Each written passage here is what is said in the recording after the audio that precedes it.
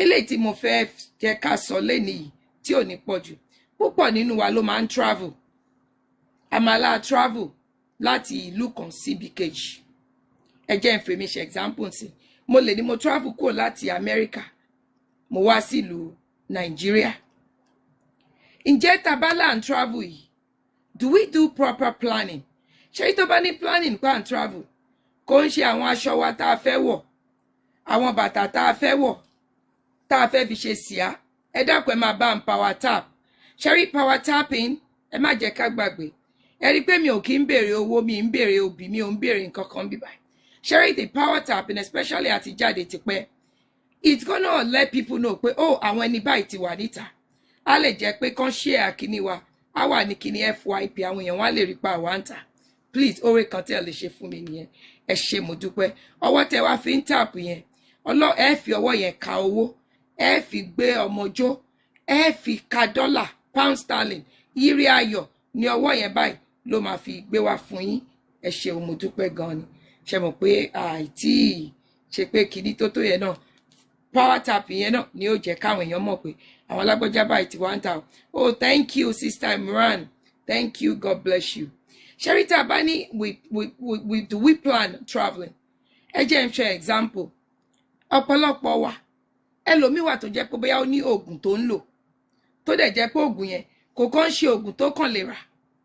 Mi sọ ṣe rí Nàìjíríà, ẹ lè ra oògùn any pharmacy. Brother mi Ayédọ̀gbọ́n, ẹ káàbọ̀. Sister Oyinda Mola, thank you for the rose. God bless you. Warafana Umakano Aliyah.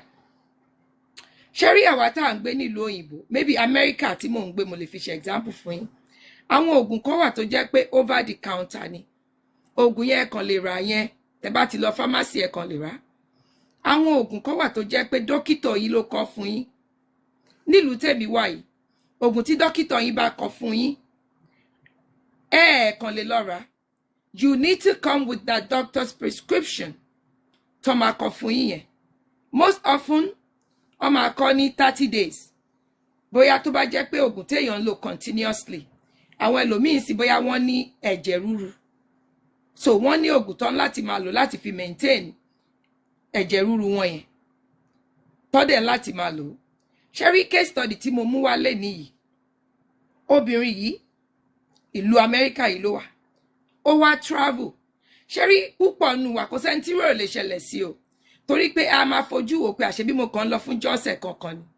Ẹ wá kàn mọ́ oògùn ọ̀sẹ̀ kan dání. This is what I want us to talk about. Ọ̀pọ̀lọpọ̀ ló ti pàdánù ẹ̀mí ẹ̀ lórí irú nǹkan bẹ́ẹ̀.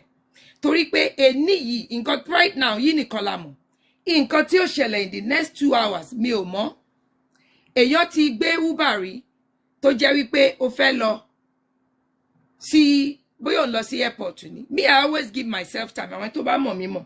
Ṣé tí flight mi bó bá jálẹ̀, mo máa ti kúrò ní island Lẹ́kì yẹn. Mo máa ti kúrò láti aago, mo lè ti kúrò láti aago 10 àárọ̀. Alẹ́ ni flight mi. Ṣé nítorí mo máa wò pé wo anything ló lè ṣẹlẹ̀ lójú ọ̀nà, Ọlọ́run má jẹ́ kárí kíní. Ó pè mí kí n ti wà nínú ibẹ̀. Àwọn restaurant kan wà ńbẹ̀ kí n jókòó mo ti wà ní vicinity yẹn. Ju pé kíní lọ. Ká máa sọ wípé a lọ. Flight ìgbà míì gan ó lè ní delay. Ṣé àwọn nǹkan kan wà tó jẹ́ pé ó yẹ ká máa prepare fún. Aṣọ, bàtà, gbogbo nǹkan tá ń kó lọ nìkan kan ló yẹ ká kó lọ. Most especially àwa tó bá jẹ́ pé a wà ní orí oògùn. Ṣé mọ̀ àwọn míì wà tó jẹ́ pé ó lóògùn tó ń lò tí doctor kọ fún wọn. Oògùn yẹn doctor yìí tó kọ fún yín nìkan. Bẹ́ẹ̀ bá ti lò tán, ó ń láti kọ míì fún yín bóyá ń láti lọ rí náà o tó máa fi wò pé bóyá òkè o kóhun kọ míì fún yín o kẹ́ tó gbà míì tí ò bá tẹ̀ wá sí refill lórí ẹ̀. Most àwọn èèyàn nírú nǹkan báyìí ti ṣẹlẹ̀ sí. Wọ́n á wá ké gbàjarè síta. Eléyìí tí mo máa fi ṣe example fún wá sìn, ẹ̀yin náà ẹ jẹ́ ká jọ gbọ́. Kẹ́ ẹ wo ohun tó ṣẹlẹ̀ sárábìnrin yìí. Ǹjẹ́ ká ní pé ó ti wà fully prepared. Ṣé mo pé platform tèmi ara iwájú tó jìn sí kòtò. Àwa tá à ń bọ̀ lẹ́yìn ara iwájú yẹn ká má bàa jìn sí the same kòtò tára iwájú jìn sí. This is what my platform is all about. I'm not a blogger. I'm not a speaker. I come out to talk about this because it's actually happening to somebody right now. Onítọ̀hún yẹn wà nílùú tó wà mi ò ní sọ. onítọ̀hún yẹn pè mí nísìn báyìí oògùn ẹ̀ ó ti tán ó fẹ́ kí n bá òun pè èní sì ní Sunday bá a bá pe ọ́fíìsì dókítà lòun ti fi mẹ́sẹ̀gì sílẹ̀ fún àwọn èèyàn kan bẹ̀ póun ní pé èèyàn kan máa pé kàn jọ bọ́lọ́n bá jẹ́ ọgbà máa lọ bá píìkì prescription tó bá kọ́ àwa wá bá ṣe súré gbé ẹ worú iye ọjọ́ tó máa fi miss oògùn yẹn láti fi rí lò kọ́lọ́n jẹ́ kí everything go work out as planned làdúrà mi. But Sherry, there are some things that we could do. How do we prevent that pẹ̀lú nǹkan bẹ́ẹ̀ yẹn ò ṣẹlẹ̀ níjọ́ mi òun ni mo wá sọ nípa ẹ̀. How do thank you Precious ẹ jọ̀ọ́ bá mi gbé wọlé. Sherry, how do we prevent that when we are traveling we were fully prepared? Thank you Precious. Thanks my darling, that's my daughter. Ta ló gbé jáde ẹ bá mi gbé wọlé ẹ bá mi gbé wọn wọlé ẹ bá mi follow gbogbo àwọn tó bá wà nínú kíní box mi. How do we plan our vacation? It's not just about going, the outfit and everything. For some of us that are on medication that we take daily, do we plan ahead? Even if we are going for 2 weeks, do we make sure we have extra? Because there are times that the medication, for some of us that have insurance, maybe insurance will only pay for 30 days. If it means paying out of your pocket, if you tell your doctor ahead of time that, oh, I'm going out of the country, they do understand. They will write the extra prescription for you, but your insurance might not pay for that. If it means paying out of pocket, you pay out of pocket. I pay so much out of pocket. Like if I'm going to a country, first of all, I go to travel clinic. Kí ni tó ń ṣẹlẹ̀ nílùú yẹn? Mo máa lọ gba gbogbo short ẹ̀. We're hearing noises. You will come to you, lady. But the reason why I'm saying this, Emi àti landlady, I lost in Nigeria last year, September, for my nephew's wedding. Timba son kofuyin, alo, mo lọ wò pé Naija, ibẹ̀ ni mo ti find out. Ṣé mo pé ẹ tún ti ní kíní cholera? Cholera ó tún ti wà ní Naija nísìn. Táwọn èèyàn ò dẹ̀ mọ̀. This thing is, the travel clinic is not covered by insurance. You have to pay out of your pocket. Dr. Timori, doctor me, my primary doctor, God bless her. Sorry, refer me, oh, this is happening. Okay, me, Emile, show ara ti tèmi, níbi nǹkan jíjẹ, torí mo ní kórìíra no anyway. But I'm going with my daughter. And tó jẹ́ pé kò ní kórìíra. Ṣàmọ́ tó máa ń lọ bá wọn tó gàrí wò láàrin ọjà. Ọdẹ ní cholera, ó ti wà ní Naija, tẹ́ ẹ bá mọ̀ kẹ́ tètè mọ̀ nísìn. So, travel clinic, Emi, life kini eto ma funyan, and it's just a lifetime. Wallet mi, ó wà níbi tí pálí mi wà ní, màá fi hàn yín. Tó bá ti gba lifetime ni. Emi $1,000 ní ti tèmi tí mo sọ. $1,000. Landlady, $750. Kò mọ àwọn nǹkan mi tá gbà ó, tá sanwó ẹ̀. Insurance will cover travel clinic. You pay out of pocket. Mo kàn fi yẹn ṣe example for Sherry. There are some things that we do to prevent àwọn nǹkan. Preventive kini nìyẹn o. Èyí tá wá fẹ́ sọ gangan ni pé ẹ̀yin tẹ́ wà lórí ògùn. Sherry, kí n tó lọ síbi tí mo máa lọ tó jẹ́ pé à ń láti prepare. We must prepare ourselves for these things. See, a lot of people overlook it, but there are some things that you need to have. You must have all of these things just in case. Me, there is this thing to yẹ pé téèyàn bá lọ fi bí ọlọ́jẹ bí food poison mi mọ̀ tí kìíní kọ́ máa lọ ṣe kìíní fún wa. Mo ní antibiotic yẹn tí doctor mi ti fún mi jọ́ méje ni. She says, Surah, with these days, bring yourself back to the United States. But this antibiotic àpòrò yẹn, ó sì cure me tí n fi padà. How many of us do all of that? So, ẹ wá jẹ́ ká gbọ́ ẹkún arábìnrin yìí. Blame òun. But for some of us, we will learn from this person's mistake, so we will not repeat the same mistake that she made, because our mistakes kan wà tó jẹ́ pé ó ń jẹ́ kẹ́lòmíì kú láìpẹ́ ọjọ́. Gbogbo kú kọ́ ló wá látọ̀dọ̀ Ọlọ́run. Negligence àwa èèyàn ó ń fà. nǹkan tó dẹ̀ jẹ́ pé a kàn fojú fò ní a ti wò pé à ń lọ okay à ń lọ amadé nígbà báyìí can we guarantee that okay that flight ó máa kúrò níjọ́ tó yẹ kó kúrò tí ò bá kúrò anything ló lè ṣẹlẹ̀ so ẹ wo obìnrin yìí nísìn ọmọ ẹ̀ ló mú travel lọ kán lọ fún gbogbo stress gbogbo nǹkan tó ń go through ẹ gbọ́ lẹ́nu ara ẹ̀ in tó ṣẹlẹ̀ sí wọn kò rò ẹ jẹ́ ká gbọ́rọ̀ ẹnu ẹ̀ tọ́nà ká tó wá sọlé káwa tó kù we will know how to prepare like we're going on vacation. Do we do the proper planning for the vacation that we're going to? Let's hear what she got to say. Getting very, very scary. Good afternoon, all. I even I'm let in you see Dubai. it. I came to Dubai on February 16th. It's getting very, very scary. Sherry? Good afternoon, all. I'm in Dubai. I came to Dubai on February 16th. It was a gift from my younger daughter. She came to me and told me, Mommy, I want to take you to Dubai because we have been going through a lot, which was very nice of her. Very nice of her. We arrived in Dubai. We did our...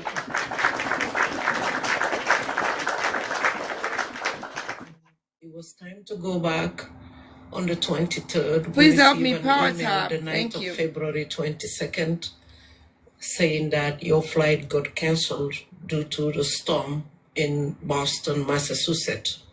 I'm a United States citizen, and my daughter, she's a United States-born child, and that really devastated me for the flight to be canceled because she had to get back to school. She had a February recess. So the rebook us for the 26th of February. February 25th, we got another email that our flight got canceled. I was through Turkish Airlines, and now I begin to worry, I begin to concern. I'm like, what do we do? You know, I'm sick, I'm a high risk, I have diabetes type 2, I'm on insulin. Oh, I have my husband back home, he's sick. He's a stage 4 cancer patient. So I had my cousin watching over him there for me for the week I was supposed to be here. Then I'm saying to my daughter, okay, so if this is what's going on, let's book flight through Emirates Airline. So now we're done with the storm. All of a sudden we hearing that the Middle East war. That's really starting to freak me out. So we booked through Emirates Airline. When we went online, we saw that ticket was clearly open, and I don't even know why they opened the ticket line when they know they couldn't fly. So we bought that ticket. We left Turkish Airline. Now we bought another ticket through Emirates Airline. Emirates Airline was supposed to fly us back March 1st. The night of February 28th, we got another email again. Your flight is canceled due to the Middle East war. So we're going crazy. I'm here with my daughter's teenager, you know. Like I say, I'm worried. How are we going to get back? We contacted the United States Embassy. We are already registered with the steps. They're saying at this time, United States have no support. They have not provided anything so far for any citizens. So I'm here now to you guys. Words matter. Help us. So I'm waiting. Okay, March 1st is canceled. The bookers, we were supposed to fly this morning, March 5th. So they're around 4 p.m. I got another email from Emirates Airline. Your flight is canceled. I got devastated. I got scared. I started to get worried. I'm on insulin. I only brought a week medication to Dubai. I'm worried. I don't want to get sick here. We're stranded here. So I took a taxi. I went to Emirates Agency office. We went there. The line is like 2 hours long. While I was waiting in the line, my sugar went low because I'm on an insulin. My sugar went low. I almost faint out and I started screaming. They brought a chair for me. The Emirates agents came, which was very nice of them. They put me on the chair, they took me in, they attended to me, they gave me juice, and they said, how can we help you? And I explained the situation. I said, this is numerous emails, I'm getting my flight canceled. I need to get back home, they said. Ma'am, for security reason, because of the Middle East, the air is not clear yet. They rescheduled my flight now for March 15. Please, words matters. I'm here giving you guys words. You pass the words. Pass the word to someone, whoever can help us to get us out here. We're stuck, we're stranded. I'm scared. I begin to scared. I'm very concerned now. At first, I didn't want to freak out. To be honest, I'm scared. We're in the middle of the Middle East. We're hearing missiles. I don't know how this is going to end. Other people finding a way to sneak around to leave the country. I don't want to sneak around, leave the country. When I'm stuck, my sugar is low. There's no one who's going to come rescue me. Please spread the word. I'm giving you the word. Pass the word. Take this video away wherever it can go and someone can hear us. They need to come get us here. I'm scared. I'm concerned. I'm very concerned because, like I say, I'm a high risk. I'm very concerned. My bank card has been locked. Okay. See, a lot is going on here. I feel sorry for her. The goal of my platform, like I always said, we all could learn from someone's mistakes. How do we make sure these mistakes never repeat itself? This is why I'm here. I'm not a blogger. I'm not a speaker. I create awareness. I feel sorry for her and the situation because already she's going through a lot. A husband that has a stage 4C. You know, arun jẹjẹrẹ, because me mon koto man fact me mo wo TikTok. Me mon ti mo le so lo ibate ti mi o le so. Ọkọ ẹni kini cancer stage 4. Ẹ kàn wo stress yẹn. Ìyàwó tó ń sọ̀rọ̀ gangan ìyá yìí. Òun gan ní type 2 diabetes, òun láti máa fún rẹ̀ ní insulin. Ọmọ wọn ló wò pé and ọmọ yẹn did well. She did well.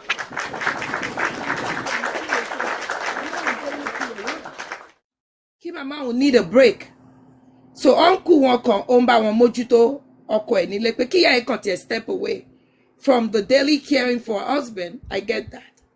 But see, it could be all the stress, everything she was going through. She thought they were just going for a week. She only took with her a medication that's going to last her for that 1 week.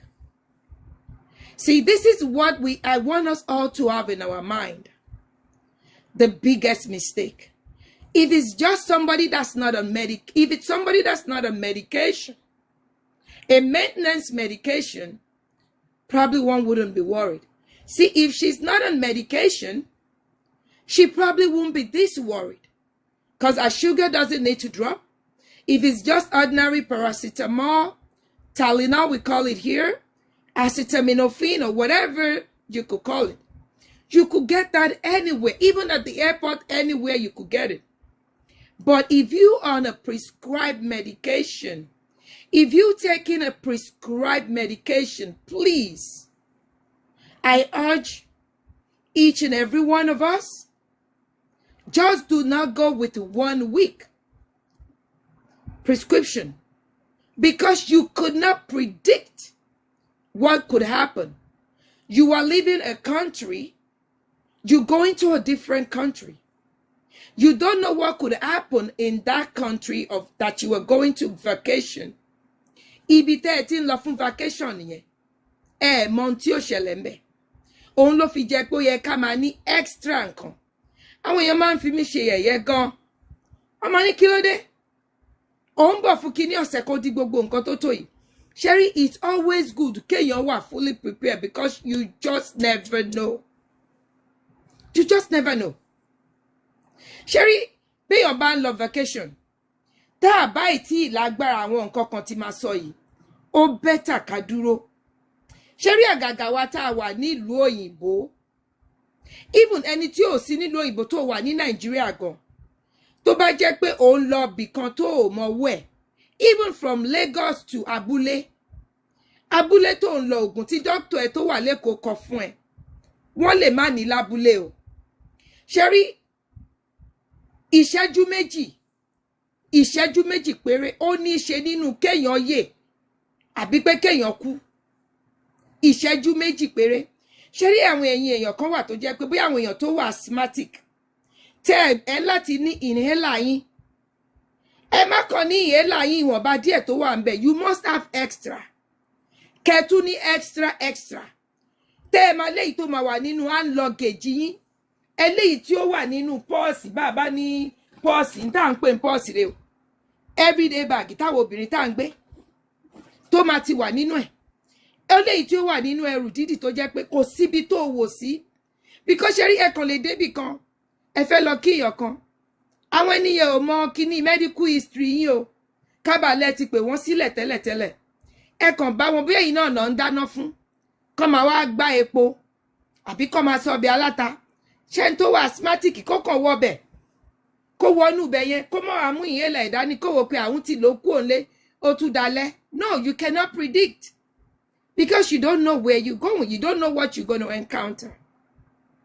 ṣé ni bẹ́ẹ̀ tí ìyẹ́lẹ̀ wá wà nílé ó débẹ̀ kò mọ̀ pọ́n máa gbá epo lọ́wọ́ tán ló ń dáná fún wọn kìíní yẹn déédéé mu ó ní ìdíyẹ́là kò sí nítòsí ṣe rí ibi tí 2 minutes ó ní ṣe between ká wà láyé àbí ká má sí láyé then ká má tí wá sọ pé à ń travel I don't care vacation tá a bá máa lọ fún ṣe rí tó bá jẹ́ pàwọ́ tá a ní insurance tó jẹ́ pé co-pay lásán we only gonna pay co-pay then we're going out of the country or even out of tó bá tiẹ̀ jẹ́ out of state tó ì jẹ́ nínú America ṣe rí a ní kinní kan yìí tẹ́ ẹ bá ní tó jẹ́ pé gbogbo kinní medical kinní mi any hospital tí ń bá lọ nínú America yìí tó bá fi orúkọ mi sí ó máa mọ gbogbo medical history mi gbogbo tí mo ní bóyá mo ń lo oògùn kan in tó lè ṣe kìgbà ó ní mo rí doctor last tó lè ó máa rí ńbẹ̀ but à ń lọ sí ìlú tí ò ń ṣe ìlú inú America tí ò ń ṣe nínú America ṣe rí téèyàn bá lọ síbi tó jẹ́ nínú America gan lásán àwọn oògùn yàn ẹ kò dání ẹ mú extra dání torí tẹ́ ẹ bá lè fẹ́ súré lọ sí kinní gan ibòmíì wà tẹ́lẹ̀ wà tó máa jẹ́ pé àwọn hospital bí kò ṣe gbogbo àwọn hospital tẹ́ rí ẹ náà ni wọ́n ti update system wọn o I don't know it depend on the state maybe I could speak in the state of Illinois that I live everywhere that I go to they put my name they will see I don't know maybe it's like that in New York State I don't know so tó bá tiẹ̀ jẹ́ pé máa lọ emergency ibẹ̀ gan kán tó máa béèrè medical history kán tó ná fẹ́ pé doctor yín kán tó ná fẹ́ reach out to her there are some things that maybe like have all of those things have a note these and these and these and these are medications that I'm taking even if you have extra kàmáìtì wá sọ wípé you are going oh bàbá ṣe wẹ́rẹ́ gbọ́ ẹ káàbọ̀ sà gbogbo ẹ̀yin tẹ́ ẹ̀ ń wọlé Sister Adébáyọ̀ Ìyábọ̀ ẹ jọ̀ọ́ ẹ má bínú nǹkan yìí ló ń ká mi lára torí èèyàn kan nísìn ó fẹ́ kí n bá òun gba oògùn níbi tó nítọ̀hún yẹn wà kò mọ̀ pé òun máa pẹ́ eléyìí nǹkan kan ò ṣẹlẹ̀ ń bẹ̀ o ọ̀tọ̀ ni tó lọ fún ó wá bẹ̀ níbẹ̀ pọ̀rẹ́ kan tún fẹ́ ṣe nǹkan yẹn pé àkùdẹ̀ nídà kó máa dúró although kò tí completely run out Sister Oyenike ẹ káàbọ̀ kò completely run out but tèmi ò bá sí níbí báyìí nǹkan tí ò bá sí pé èèyàn kan wà bá ṣe súré ó mo fi ní Ọlọ́run jẹ́ kí everything work out as planned ṣé rí tá a bá ti ń travel bẹ́ẹ̀ yẹn ẹ jẹ́ ká lówó kan lẹ́gbẹ̀ẹ́ tí insurance ò ní san ju oògùn oṣù kan lọ ó dẹ̀ mọ̀ pé ó ń lọ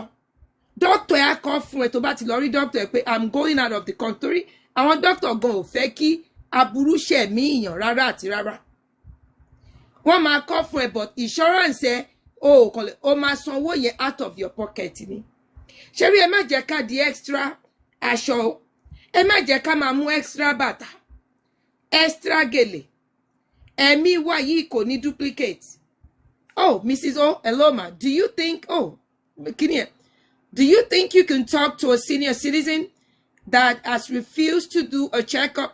Oh yes Sherry, there are ways. This is what I do here. This is what I do here. Yes. Senior citizen that refused a 10 years checkup. She got her reasons. There are ways we have to talk to somebody like that. And it's your fellow. Bóyá ti lẹ́yìn kan tó lọ rí tó misdiagnose, tó gbé nǹkan kan lé lọ́wọ́, àbí kó ti ní bad experience. Some people are traumatized with that. They will tell you, no, they don't want to go to go see a doctor. There are ways we have to reassure somebody like that. Kò kí ń ṣe tìpátì kúkú la fi máa bá ru ẹni bẹ́ẹ̀ sọ́dọ̀ la kò ní lọ. There are ways. We have to, first of all, acknowledge that person's reason for not wanting to go. We have to acknowledge, empathize with that person. Let that person know, yes, I understand why you didn't want to go. Share get. But we'll talk about that. Torí mi kí like ma mixing nǹkan papọ̀. Eléyìí tí mò ń sọ ni pé àwa tá máa ń travel. That we travel, we go do enjoyment, but we forget the most important thing. In tó ń gbé wa dúró, in tó ń mẹ́mí wa dúró, dó Ọlọ́run lọ́ba tí mẹ́mí yàn dúró. But Ọlọ́run go ní pé ká act stupidly. If your medication, someone with type 2 diabetes, they have to get that insulin shot. You're going for a week, don't just take 1 week. You need to have extra just in case anything could happen. Anything could happen. Anything could happen. Fortunately, àti wà nínú flight rí tó jẹ́ pé we sat inside there for 16 hours. And this is even within United States. Èèyàn kan wà nínú bẹ̀. Ó ní oògùn ohun tó yẹ kóhun lò. Òun check it in. Everybody was like, why would you check it in? She said, because it's only a 2-hour flight. She already took it. She doesn't have to take it again until in the afternoon. She will even be where she's going to. She wasn't thinking. Something like that, you don't check it in. It doesn't matter. Because, America, luckily, 16 hours. One kiniko, one 16 hours. They said they were checking on something. They actually have to go because it got into a point. She wasn't alone. Torí pé àwọn ẹlòmíì tó kàn máa fẹ́ pé kọ́wọ́ wọn free, I do that sometimes. I checked in my hand luggage. Pé wo, but hand luggage mi tí mo check in mo mọ̀ pé kò sí nǹkan kankan tó jẹ́ pé kíní. Bí n bá ń travel, everyday bag mi lélẹ́yìí. Ẹ kàn wọ everyday bag suitcase. Eléyìí tí mo fi lọ drop kíní ni. Wàláì bí ẹ kàn imagine tí n bá ń travel. Ṣé eléyìí tí mo fi kọ́ apá lásán. Èyàn lè jẹ oúnjẹ ọ̀sẹ̀ mẹ́jọ. Oúnjẹ ọ̀sẹ̀ mẹ́jọ ó ti wà nínú ẹ̀ tó jẹ́ pé ibi abá sí gan. Oúnjẹ ọ̀sẹ̀ mẹ́jọ. Bàbá ní ká jókòó bẹ̀. Mọ̀ jẹ́ mọ̀ ìmu ni. Torí inú báàgì mi yẹn. Mo ti yan awó gbígbẹ. Mo ti yan kíní kan gbígbẹ. Mo ti gbogbo téèyàn nídìí ó ti wà nínú ẹ̀. Bí n bá sì mú lálejò dání ó ní backpack kan tó yẹ pé backpack yẹn. Gbogbo tí mo mọ̀ tó like. Omi tó máa gbálẹ̀ gan bá ti dé ní airport, omi tá a lè rà ní airport, àti ra omi kúnbẹ̀. Besides pa máa fún wa lómi nínú flight gbogbo àwọn nǹkan tó máa tún fún yàn. We must prepare for kíní. Torí mo believe pé omi inú kíní, bottle water tí omi máa ṣe pé kíní o. A ń láti prepare ká pọnmi sílẹ̀ dòǹgbẹ. Ṣé rí àwa tá a wá lo oògùn tó jẹ́ pé oògùn látọ̀dọ̀ dókítà. Àwa ni mo wá bá sọ ilé ẹjọ́ ó ṣe pàtàkì. Ṣé rí ọ̀pọ̀lọpọ̀ èèyàn ló ti fi kú ṣèfàjẹ́ torí pé àìtètè rí nǹkan tó yẹ kó lò lásìkò. Ẹ kàn wò pé ẹ lọ fọ́sẹ̀ mẹ́ta ni. Kíní èèyàn kan wà tó jẹ́ pé oògùn ẹ ti tán. Ó kàn wò pé ṣé rí pé dókítà òun ti sọ fún un rí pé tóun bá gbàgbé tó bá skip ló ní dókítà gan oògùn tó yẹ kó lò gan. If you forget to take your medicine, say yesterday, they will tell you the following day you take it immediately. But kò kí wá ṣe pé torí pé wọ́n sọ bẹ́ẹ̀. Ìwọ tó mọ̀ọ́mọ̀ gbàgbé. Kò ṣe pé o mọ̀ọ́mọ̀ gbàgbé. Oògùn yẹn onítorí pé o ò fẹ́ fi owó ara ẹ ra out of pocket. Tó doctor ti kọ fún ẹ. O fẹ́ wá gba eléyìí tó yẹ pé insurance ló máa san owó tó kàn máa san copay kékeré. Bóyá $20 péré lẹ́lòmíì inú wa kàn máa san ní copay. Ẹlòmíì ó lè jẹ́ $10. It depends. TDH is a long time watcher and rising star. Thank you, TDH. Everyone that's joining, thank you. God bless you. Thank you for my share. Thank you for gifted. Thank you. See, if you wanted to, like, okay, you want to save money because you don't want to pay out of pocket, don't go on that vacation. This person, Ogun Oṣù ó lọ sí Nigeria, ó lọ ju oṣù kan lọ, ó lọ oṣù kan àti bí 7 days. With the hope pé tóun bá kàn dé, òun á gba ògùn yẹn. Sherry, the extra 7 days tí ò fi lo ògùn yẹn, nǹkan tó dá sí lára nígbà tó dé, ó ní ìgbà tó nítọ̀hún yẹn fi wà ní hospital. Ọlọ́run ló ní pé airport lèèyàn yẹn ti collapse. Airport tó ti collapse yẹn, náà ti sáré pé ambulance. Ẹni yìí kẹ̀dẹ̀rẹ̀ ibi airport tó ti collapse, airport ibi tó kàn ti dé kò kí ń ṣe final destination ẹ̀. Final destination ẹ̀ ó yìí ń bọ̀ ní state ibòmíì ni, but ẹ mọ̀ ibi tí tó ń gbèyàn bọ̀ láti ìlú Naija. Airport bẹ̀ náà ti sáré rush ẹ̀ lọ sí ilé. Ká ní pé ó mèkè jáde kúrò nínú airport yẹn kó gbẹ́rù ẹ̀, kó jẹ́ inú ibi tí ò síbi tó ti máa tètè bò intan wí ìkọlà màmá wí. Ṣẹ́rí yẹn nìkan tó wá kọ́. Nígbà tí wọ́n gbé débẹ̀ fún odindi bí ìjọ́ bí 7 mẹ́jọ tí ò fi lo gbogbo ògùn yẹn, ó ti wá dáwọn nǹkan míì sí lára, nǹkan míì tí ò ní tẹ́lẹ̀tẹ́lẹ̀ ó ní. Ọlọ́run ló yọ, rọpárọsẹ̀ ti dé bá. Tọ́ ni pé díẹ̀ chinchin ló kù. Ọlọ́ ní kíní kan tán sáré bù fún. Kò bá ní kíní ni. Ṣé rí àwọn owó kan ó yẹ ká ná. A gbọ́dọ̀ máa ṣòro ju àwọn owó kan torí pé tí ó dá sára tí ò bá mẹ́mi lọ, ó lè ba nǹkan jẹ́ láàgọ́ ẹ̀mí yẹn. Ó dẹ̀ wá wẹ nìyí. Nígbà tí ara ẹ̀ yá tán, tíyàwó ẹ̀, àwa ta lọ kí wọn. Èmi ẹnu mi ò gbọ́rọ̀ bọ̀, ìyàwó yẹn ló kàn ní pé kí n tiẹ̀, because èmi àti I was asking the wife like, but you guys are doing okay? But why? Àpọ̀kọ̀ òun sọ. Kò kí ṣe money, but ọkọ ẹ̀ ó dẹ̀ sọ ìwọ tó wá jẹ́ ìyàwó. If you love your husband, you know your husband doesn't like to spend some money. You could just buy yẹ kàn pé no, òun ò lè máa continue láti máa ṣe bí àgbàlagbà lọ́kọ òun. I get the wife's point as well. So the wife wanted me to kind of just bring it up. Now, wow, tó ṣe o tó sick. Ngbò tí wá délé. Mo bá ní uncle, irú nǹkan òun gan learn lesson òun. Ó ti dẹni tó ń fi igi in tó rọra ṣe ìjọ́ mẹ́jọ tó fi ṣe kíní yẹn. Ẹni lọ fún physical therapy. Ó pẹ́ ní state ibi tó ti kọ́kọ́ ṣe because ṣe mọ̀. On láti stabilize ẹ̀ ná. On láti wà okay ná. Kó tó ṣẹ̀ṣẹ̀ wá sí ìlú ibi tó yẹ kó wà gangan.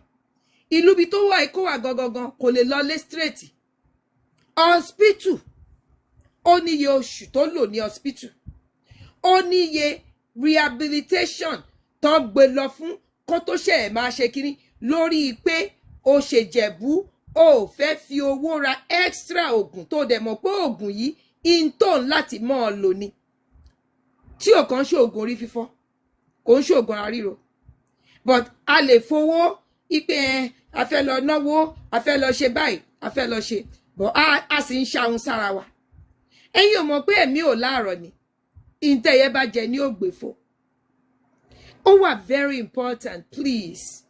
When we are traveling, when we plan on traveling, people that are on medications, prescribed medication, please, if you are going for a month, make sure you buy, your doctor is going to prescribe that for you, but your insurance will not pay because insurance only do a month. Please, pay that extra month. Then number 2, some of us that live here in abroad, immune system wa yàtọ̀ sí tàwọn ẹni tó ń gbé Naija.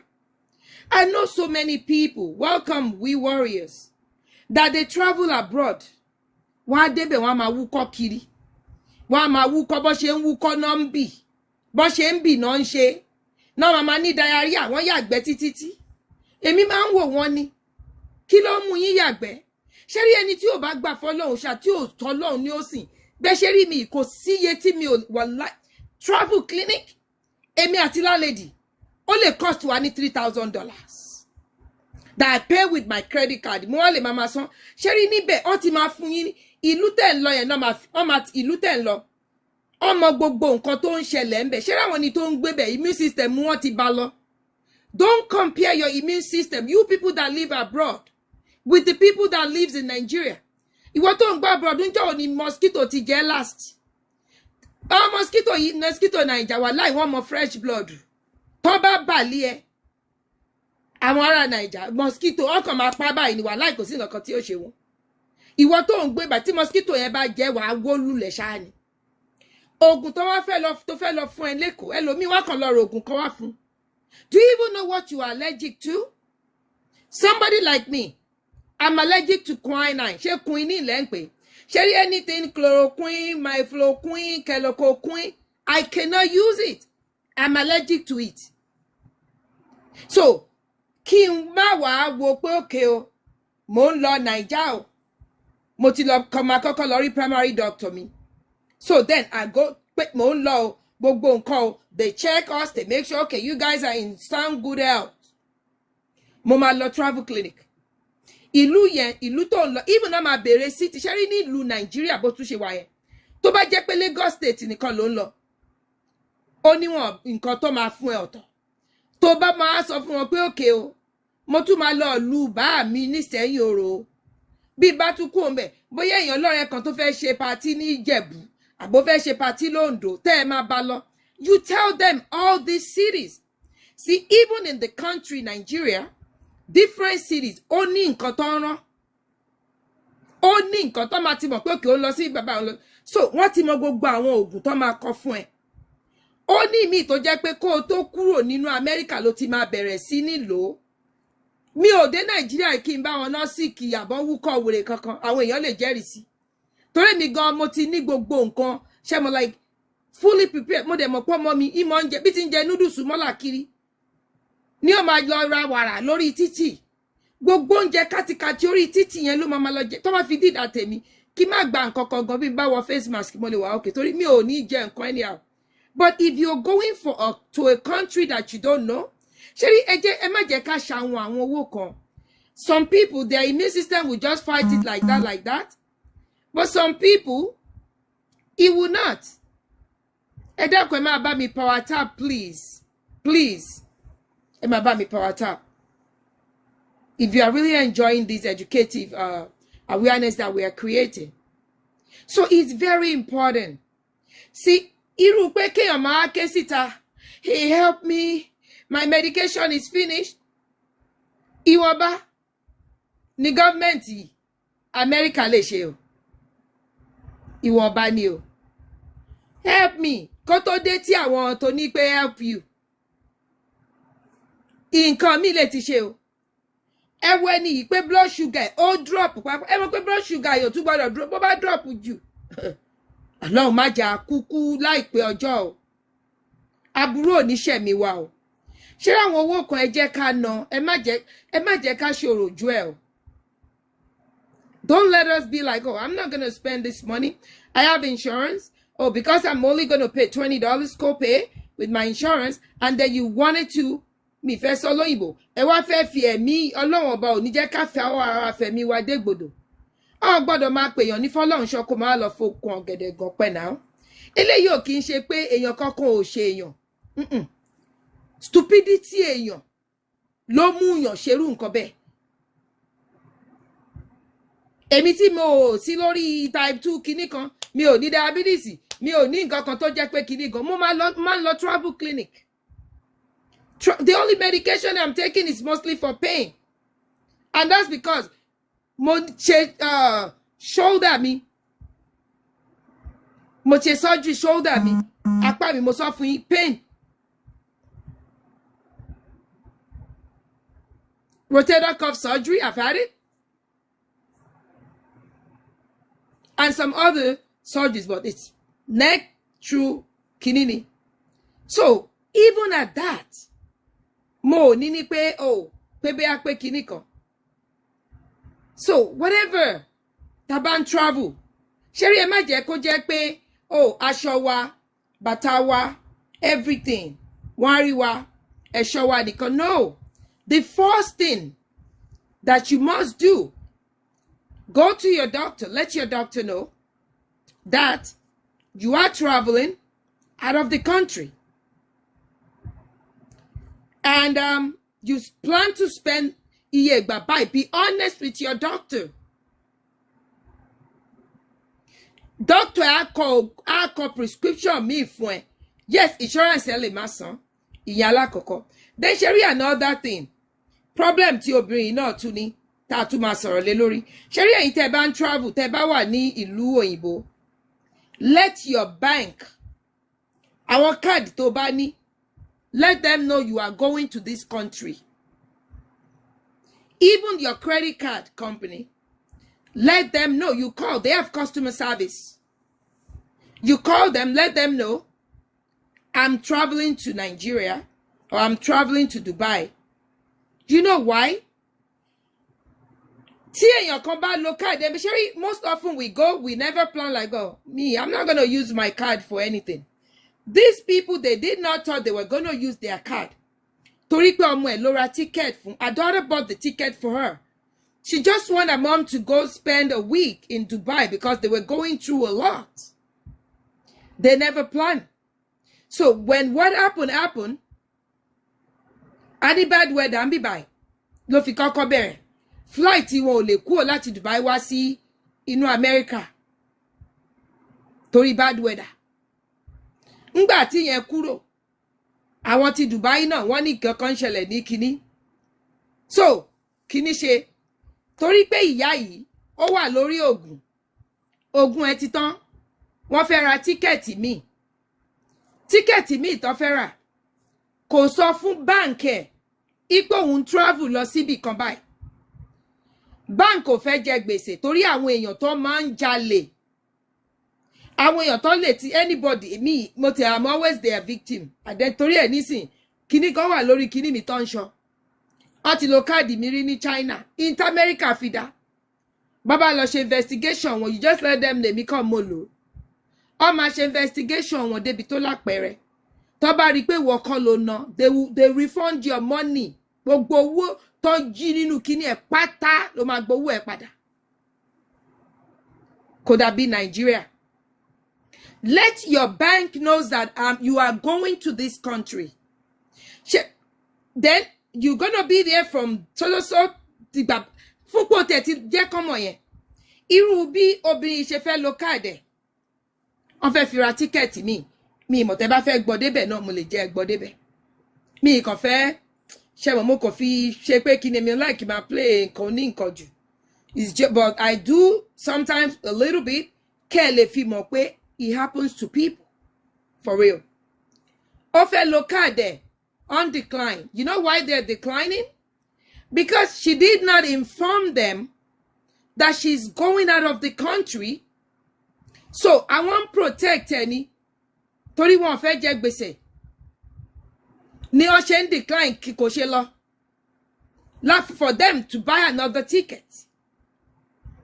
So, tá a bá fẹ́ travel. Ẹ jẹ́ ká kọ gbogbo nǹkan tó ṣe pàtàkì. Our doctor first and foremost. For some of ẹ̀yin tẹ́ bá wà lórí oògùn ni o. Ẹ̀yin tẹ́ bá lóògùn kankan tẹ́ ń lò. Tí bó bá wùn yẹn lè lọ travel clinic.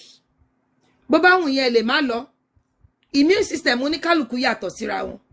Àìmọye àwọn tó jẹ́ pé wọ́n bá dé Nàìjíríà ẹ̀mọ́ tí ń wúkọ́ tó ń wú kíní yẹn. Gbogbo oríṣiríṣi nǹkan tó bá fún wọn náà máa lò ó papọ̀ bẹ́ẹ̀ wọ́n dẹ̀ máa wà okay.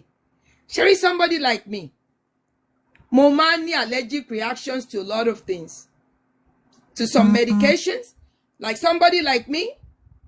Mi ò lè mú anything tó bá ní aspirin nínú. I'm allergic to aspirin. Torí ẹ̀ kò easy fún mi kí n kó gba oògùn lọ́wọ́ anybody. Like gbogbo àwọn àgbo kan tó máa ń ná ta nǹkan yẹn. You never gonna see me buy it. Because mi mọ̀ gbogbo nǹkan tó wà nínú ẹ̀. Tó bá lọ jẹ́ nǹkan mi tí mo allergic to caffeine. Àwọn èèyàn mu coffee wọn mu kíní yẹn. Mi ò mú rí. I'm allergic to caffeine. And there are some people too that they're allergic to it. Tell them. Maybe they didn't do that kinibe. Sherry, àbúrò mi kan ti ṣaláìsí nígbà kan long time ago. May God rest his soul. Ó ṣe best man olórin ńlá kan ni. Ẹni tó wà òkè nǹkan kò ṣe, kò sẹ́ni tó mọtí nínú wa. Ìgbà tó wá ní kíní, àwọn èèyàn míì fẹ́ máa rò pé àbọ̀n fi nǹkan ṣe ni. Like he was very lovable. Tí gbogbo èèyàn mọ̀ ẹ̀rín ni kò lọ́ta kò lẹ́ni tí ń bá jà kò ní nǹkan kan. Ṣé nígbà tí ó wá sọ fún mi, ó wá ní pé when he was tired pé ó mu energy drink. Ṣé some of people tẹ́ ẹ̀ mu energy drink yẹn? If only tẹ́ bá mọ̀. Èmi ò bọ́jọ́ ọlọ́jà jẹ́ o, but òótọ́ ọ̀rọ̀ lò ní ká má sọ wọn o. Ẹ lọ wo nǹkan tó wà nínú kíní energy drink yẹn. Ó máa ń jẹ́ kí àti èèyàn raise. Tó jẹ́ pé àti ẹlòmíì lè máa palpitate. Ẹlòmíì tí ò bá yẹ kó mu irú nǹkan bẹ́ẹ̀ yẹn tó bá lọ mú. Ṣé rí bó ṣe wá sọ fún mi gbà báyìí? Mo ní oh my God no. Ẹnìkan kan ò ṣe kàfábùrò mi. Kíní tó mu yẹn ni they were wondering like what? Mo ní kíní tó mu yẹn ni because èmi mọ̀ wípé this is my blood, this is my àbúrò. Àtọ̀kan náà ló bí wa. Bẹ́ẹ̀mi ṣe wà allergic to caffeine yẹn. Possibility wà kóhun àwọn ẹlòmíì nínú wa lè máa wà allergic to it. Ṣé mọ̀ èèyàn nǹkan máa ń skip generation. There are some things. Ṣé rí ó depend dominant. Ìyá àti bàbá ló máa ń lóyún ọmọ. Ṣé rí ọmọ tá a bá bí yẹn? Ẹni tó bá jẹ́ dominant, tó bá jẹ́ pé ìyá ló jẹ́ dominant, kọ́lọ̀ má jà àjogún kínní. Nǹkan táwọn ẹni yẹn ní dominant tó bá yẹ pé okay mo bí ọmọ ńsìn. Irú àwọn ọmọ mi ńsìn. Ọmọ mi ẹyọ kan ṣoṣo, ẹyọ kan nínú àwọn ọmọ mi nìkan. Ẹyọ kan nìkan ni mo jẹ́ dominant. Ṣé rárá ọmọ mi yẹn èmi gan mo máa ń rí. Mo mọ̀ pé yes. Being dominant doesn't have to be with look or anything like that, no. It's not like only mamu look but Sherry, and to be dominant, like with me now, bàbá mi ni dominant. All of it, Sherry gbogbo wa mi. Although èmi náà máa ní personality ti tèmi fúnra mi. Tí ẹ pé tọ́lọ́run ṣe pé kíní. But Sherry, parent téèyàn jẹ́ ti dominant ẹ̀yẹn. Ìwà ẹ máa rọ̀wọ̀ mi tó máa ní ṣe ló kàn hùwà bí bàbá ẹ̀ ṣá. Bí bàbá ẹ̀ ṣe mọ̀ kí bàbá yẹn kó lágídí àbí kó ṣe pé kíní kan kọ́mọ yẹn náà ní kíní yẹn. Bàbá yẹn ni dominant ni. Ọmọ mi tó máa ní ìwé ò yàtọ̀ sí wà ìyá yẹn ni dominant. Ọmọ yẹn náà máa ní wà mí ìtara títí ẹ̀ àbímọ títí ẹ̀. But ṣe the dominant effect of that parent ló máa ṣe pé kíní nínú life ọmọ yẹn. So ṣé wá rí téèyàn bá ti ríru irú nǹkan bẹ́ẹ̀ yẹn so tí mo ń sọ lọ yẹn pé so mo wá ní no nǹkan yẹn ni because I'm allergic to caffeine, I'm allergic to a lot of nǹkan. I can't just. So mo ní no èèyàn kankan ò ṣe. Wọ́n ti ń gbé kíní wẹ́ máa bá mi power tap please. If you really enjoying it, ẹ máa power tap because tí yàn bá ń sọ nǹkan mi ẹ máa rò bí pé kíní if you guys are not ọ máa rò bí pé bóyá wà boring. Ẹ jọ̀ọ́ ẹ máa bá mi power tap, comment, it is important. Please. So mo wá sọ fún wọn pé no nǹkan báyìí ni ló máa ṣẹlẹ̀. Ṣé mo because mo ti mọ̀ lẹ́sẹ̀kẹsẹ̀ ni. Torí pé mo ti mọ̀ this is my brother. Àbúrò mi tí mo dẹ̀ ń sọ yìí. Ìwà ẹ̀ náà. Bí ìwà daddy ìwà ẹ̀ tó jẹ́ pé kíní yẹn. So it could be whatever all these things that we have I inherit lọ́dọ̀ bàbá wa yẹn ni. So kíní yẹn wá lọ bẹ́ẹ̀. Ṣé wá rí mo wá ní another àbúrò tó kéré sẹ́ni ẹ̀. Luckily àbúrò mi yẹn ìlú òyìnbó lòun wá wà. A kàn sọ̀rọ̀ ọjọ́ kan ni. Bábúrò mi yẹn ṣe ní pé lọ́jọ́ kan ẹ mọ̀ gbà mí ó máa rẹ̀ èèyàn fẹ́ lọ ṣiṣẹ́. Bóun náà bọ́kọ̀ ṣe lọ mu kíní energy drink ni. Luckily ìlú òyìnbó lòun wà. Bí àwọ̀ ẹ̀ ṣe sáré pé ambulance nìyẹn. Wọ́n súré gbé lọ sí hospital. They were able to flush it out. Then he found out right then. Òun ló fi jẹ́ pé Sherry is not everything that we just take. Òun ló fi jẹ́ pé when we were travel àbí ká máa fẹ́ lọ ṣe nǹkan kan. Ó wà important calorie doctor even ká má travel. Going for just our regular checkup, knowing all these things. Sherry bí èmi ṣe wà yìí sí wọ́n bí mi pé irú ikú wo ló pa bàbá mi kíní kan mo ní mi ìmọ̀ family history wa. Because daddy mi ó kírun nínú Ramadan. Ó kírun fajri. Kò jẹ́ gbèsè kankan ó máa ń relax kan tó lọ sí site wọn ní Victoria Island. Wọ́n take nap ni. Bó ṣe máa ń take nap wọn nìyẹn. ṣé tí nǹkan kò ṣe kí la wá fẹ́ mọ̀ ọ̀dọ̀ wa kẹ̀ mọ̀ Muslim kíní tún ni wọ́n ń ṣe autopsy wọ́n ń ṣe nǹkan kan èmi sọ pé mi ò mọ nǹkan kan kàn fi mí ṣe ẹ fi mí bẹ̀ẹ́ guinea pig gbogbo nǹkan that way èèyàn lè mọ kí ni gbogbo àwọn family history àwọn nǹkan tó téèyàn ti ní ó ṣe pàtàkì. If we do that, there are some things that you will know. Some people don't know there are some things that they're not supposed to eat. There are some medications that we're not supposed to take. But if we like, okay, bóyá à ń ṣàwọn èmi ò lè lọ sọ́dọ̀ doctor, mi lè lọ rí doctor, mi lè lọ rí kíní kan, mi lè lọ ṣe. How would you know? What if those people, self-medication people, ọkọ̀ máa polówó kíní kan gbogbo ṣe? What is kò sí nǹkan tó ń jẹ́ gbogbo ṣe? Thank you, Sister Kafi. Sister Kafila. Thank you. Ṣé kò sí nǹkan tó ń jẹ́ gbogbo ṣe o? Ẹ̀rọ àwọn èèyàn á polówó oògùn ẹyọ kan. Oògùn ẹyọ kan náà ló ń kí ọ̀là kú ègbè. Òun náà ni ó palàpalàpà. Òun náà ni ń pafo. Òun náà ni ó jẹ́ lose weight. Òun náà ni ó jẹ́ kẹ́ni tó kúrú ga. Oògùn yẹn náà ní mú nǹkan ọmọkùnrin ní ó dìde. Ọmọkùnrin tó bá ní inú oògùn ẹyọ kan ṣoṣo yẹn náà tó ń tà. Subhanallah. Òun náà ló ń ṣiṣẹ́ fún gbogbo nǹkan. Àwọn èèyàn ó sì tẹ́rí sí. Ṣé rí ẹlòmíì ti lo oògùn yẹn tó jẹ́ pé ìwọ̀ntúnwọ̀nsì nǹkan wọn ò mọ̀ lílo ìwọ̀ntúnwọ̀nsì ẹ̀ gan. Àpọ̀jù nǹkan ó lè ba kíndìnrín wa jẹ́. Torí kí n má sọ òyìnbó ju bí nítorí ẹ̀ náà ṣe ń gbé pọ́sù ìyá wa. Kíndìnrín àti ẹ̀dọ̀ wa ó lè bàjẹ́. Ẹ wo ìgbà tí àwọn ìyá àti bàbá wa láyé ìgbà wọn. Gbogbo àwọn nǹkan tó máa ní tó ń ṣẹlẹ̀ nílùú Nàìjíríà sí ìkẹ́ tó gbélé yìí ó nídìí kíndìnrín eléyìí kó nídìí kíndìnrín kí ló ń fa gbogbo ẹ̀? Gbogbo àwọn nǹkan tó kàn ń tà tó kàn ń mu nǹkan mi tó yẹ pé ọtí náà fi rẹ́ ṣé wọ́n rán ọtí tó dẹ̀ fi rẹ́ yẹn ṣé wọ́n ti mu bíà èmi ò mu kankan alcohol content inú bíà kò tó alcohol content kíní àwọn ògógóró simon shinapu tó fi mix àwọn kíní àwọn nǹkan mi ògùn mi tó máa ní ẹ̀ lò oògùn mi yẹn tó máa ní kẹ́ lò ẹ fi simon shinapu rẹ ó máa kí ọ kíní but the simon shinapu the alcohol content nínú simon shinapu yẹn do you know what it's doing to your kidney àti ṣé ẹ̀dọ̀ the liver? Do you actually know what it's doing? Always consult with your doctor, please. Ṣé rí tẹ́ bá kàn tí ẹ ti mọ gbogbo nǹkan yẹn ẹ lè fi mọ̀ mí ní kéèyàn má ra nǹkan pé kíní kágbàdo tó dáyé nǹkan kan lẹ́dí ẹ̀ ń jẹ. Àgbo làwọn ìyá àti bàbá wa ni wọ́n fi tọ́ púpọ̀ nínú náà lò. Àwọn ìyá alágbo yẹn dẹ̀ wà. Bó ṣe àwọn ìyá alágbo yẹn nǹkan tó ti kọ́ ni. Oògùn tá à ń lò gan àwọn àgbo egbòogi òun náà fi sí bọ́. Ṣé mà wọ́n ti mọ ìwọ̀ntúnwọ̀nsí ẹ̀? Ẹ káàbọ̀ Sister Balaji. Ṣé rí ìwọ̀ntúnwọ̀nsí yàtọ̀ ni pé wọ́n ti measure wọ́n ti wo ìwọ̀ntúnwọ̀nsí wo lèèyàn lè lò tí ò tún ní affect àwọn organs àwọn kíndìnrín wa ẹ̀dọ̀ wa ṣé mo tí ò tún ní ṣàkóbá fún. Ẹ rí pé bí àtàrí náà bí paracetamol sí ìmí ọmọ akọ síbẹ̀ pé use it every 4 to 6 hours. Wọ́n máa tún kọ síbẹ̀ pàápàá pé do not use more than only ní do not use more than 6 in a 24 hours. Tó rántí mọ̀ pé tó o bá lò ju 6 lọ ní 24 hours ó lè ṣàkóbá fún ẹ̀dọ̀ àbí kíndìnrín wa.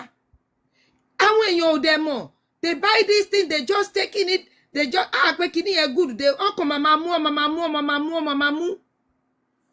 mú yẹn kẹ̀dẹ̀rẹ̀ ó ń ṣàkóbá fágọ̀ ara ṣódà ká treat nǹkan kan kí another nǹkan míì tún wá ṣe ni.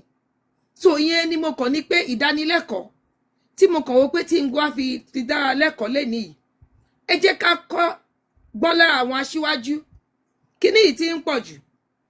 Ẹni tó wà níbi tó wà ń sìn eléyìí ń sìn at least ó lóun ní díẹ̀ mélòó pépéré díẹ̀ ló nílẹ̀ ó sì fẹ́ dúró dìgbà tó wà ń bẹ̀ lọ because she wanted to stay to go to somebody else's tó fẹ́ ṣe. There is nothing wrong. Thank you, Mrs. O. Thank you for the gift. There is nothing wrong with celebrate with our loved ones. Yes, it's good thing. Inquire, come about. Yes. But let's prepare for ourselves too. If we were going left have extra, especially for some of us, ẹ̀yin tó bá jẹ́ pé ẹ wà lórí oògùn, ẹ dákun kò bá jẹ́ pé kíní lásán lẹ ń lọ ẹ mú extra dání kò cost yín owó yẹn at least ẹ bá ti rà ẹ ti mọ̀ pé tiẹ̀ ní extra bẹ́ẹ̀ bá tún lọ bò mí ńjọ́ mi ẹ ti ní extra yẹn because kóògùn tó expire ọdún kan ọmọ ní is good ti gbà báyìí ti gbà even ẹ máa rí expiration date bí nǹkan máa ń ju ọdún kan lọ nǹkan tẹ́ bá ti ní ẹ ti ní nìyẹn ẹ mọ̀ pé ẹ ní extra lọ́wọ́ irú àwọn tó ń bọ́ síta tán wá ń ké yìí tán ní báwo ni ó ṣe dọ́dọ̀ wọn kíní ti lọlẹ̀ kíní kan ti ṣe igbá kan ti ṣe ṣé mọ̀ èèyàn á prevent gbogbo orú nǹkan bẹ́ẹ̀ yẹn ṣe ti understand so ìyẹn ni mo ní pé ká fi ṣíra wa ní etí lè níyì o ẹni tó bá ní nǹkan tó fẹ́ fi kún náà ẹ lè fi kún o ẹni tó bá sì ní tí ó yọ kù náà ẹ lè yọ kù me I stand to be corrected ẹni tó bá dẹ̀ wo pé ìmọ̀ràn tèmi yìí kí n gbẹ́nu mi sọ̀n you are free to me ìmọ̀ tán ibi bá gbogbo àjọ ń kọ́ra wa lẹ́kọ̀ọ́ ni in tó ṣẹlẹ̀ sára iwájú tó jì sí kòtò lèmi máa ń wá sọ àwa tá à ń bọ̀ lẹ́yìn ká má bàa jì sírú kòtò bẹ́ẹ̀ èmi a sì máa fira mi ṣàpèjúwe ẹ máa ń rí mi ara mi ni ọmọ mi gan mi ò ń fi nǹkan kan bò ibi báyìí mo ti wá sọ máa sọ pé ọmọ torí other people are going through the same thing kẹmárò bíi pé bóyá nǹkan kan ṣé nǹkan kan ṣọmọ yín nǹkan kan ṣọmọ yín ẹ lọ wo age táwọn ọmọ yẹn bá wà nǹkan tó ń ṣe is age appropriate ni àgbà wa búra ni béèwé ò bá ṣe é rí ẹ má jẹ́ kẹ́nìkan kan fẹnu burúkú tẹ ọmọ yín no ọmọ yàtọ̀ síra àwọn ọmọ mi máa quiet ọmọ mi ò quiet àwọn ọmọ mi wà assertive àwọn ọmọ mi dẹ̀ wà timid ọmọ tó bá wà assertive ọmọ tó bá máa já ṣàmú àti kékeré lẹ máa rí wọn tó ti máa ṣẹnu ṣámṣám ọmọ tó jẹ́ pé you know they have that public speaking kini ìntọ́ máa jẹ́ lọ́jọ́ ọ̀la gan ẹ ti mọ̀ irú àwọn ọmọ bẹ́ẹ̀ ọmọ wà bold wọ́n máa lè sọ̀rọ̀ anyhow bí wọ́n ìyá wọn gan bá sọ̀rọ̀ wọ́n lè wọ́n question tó bí àwọn yẹn moderator mi ò sí ń bẹ̀ mo dàbí sister wa kan fẹ́ bèrè kíní torí máa tó lọ mu ní Sunday school ṣé mọ̀ tẹ́ bá rọ́mọ bẹ́ẹ̀ kò mí ìpọ́nmọ yẹn burú ẹ má rí pé ó ń gbóyin lẹ́nu no kò gbóyin lẹ́nu ìwà ẹ̀ ni àdámọ̀ ti ẹ̀ ni ẹ lè rẹ́ni tí ó jẹ́ pé ó fẹ́ ní àwọn gan bá sọ̀rọ̀ wọ́n lè. ẹ káàbọ̀ ẹ jẹ́ bá mi ló pé kwakwa ẹ káàbọ̀ ẹ bá fẹ́ bá sí torí mo láti kúrò nílé at least mo yìí ní bí 20 minutes náà kí n tó lọ mu ṣé ẹ fẹ́ bá wa dá sétò ní ẹ káàbọ̀ ẹni tó bá fẹ́ dá sí ẹ lè go ahead kẹ́ sọ̀rọ̀ okay well mi mọ̀ bóyá network ṣá I don't know so ṣe rírú àwọn ọmọ bẹ́ẹ̀ tá a bá ń sọ tó bá ń sọ tiwọn ẹ má jẹ́ ká pa kíní mọ́ wọn lára o ẹ má jẹ́ ká pa talent mọ́ wọn lára o ṣeré mi ni gbogbo àwọn ṣòwò rẹ tẹrí wọn ẹ kúrọ̀lẹ́ o ẹ káàbọ̀ o.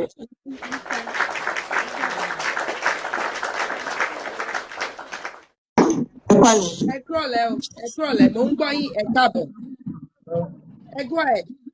Yeah, ẹ káàsán. ẹ káàsán happy Easter ọlọ́run lọ́mọ lẹ́tọ̀. Ọlọ́run ẹ kọ́ lè máa ẹ kó ètò mà Ọlọ́run á sì máa àmín Ọlọ́run á sì máa fún mi ní ìtẹ̀gùn. a dẹ̀ ń gbọ́ yín o nẹ́tíwọ̀kì ẹ dákẹ́ máa bá àpàwà tap lè Ara wa. ẹ go ahead ó dàbí àwọn brọ́dà wa kan tẹ́ntì ní tí lè bá go ahead. Lomi náà sọ ó wà confusing. Anyway, so nǹkan tí mo sọ topic 10 discuss ni pé mo ti ń list sí gbogbo bẹ́ẹ̀ ṣe ń sọ ọ̀rọ̀ yẹn. Ṣẹ̀rí kò sí nǹkan tó wà nínú ilé ayé yìí tó ń ṣẹlẹ̀ ń sìn tí ò ti ṣẹlẹ̀ rí tẹ́lẹ̀tẹ́lẹ̀. You said a very vital point because ẹlòmíì àwọn òbí mi kan bí àwọn ọmọ ni even gan they are not aware of themselves. Nǹkan kan wà tí wọ́n ń pè ní genetic tó yẹ kí bí gan ò mọ̀ pé generation àwọn ní skills or talent yẹn or habit yẹn in the bloodline tí wọ́n ti wá.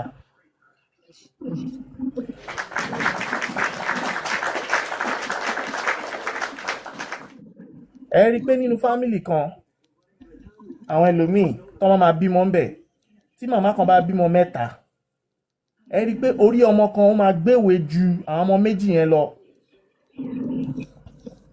Ó máa yàtọ̀ nínú family yẹn academically.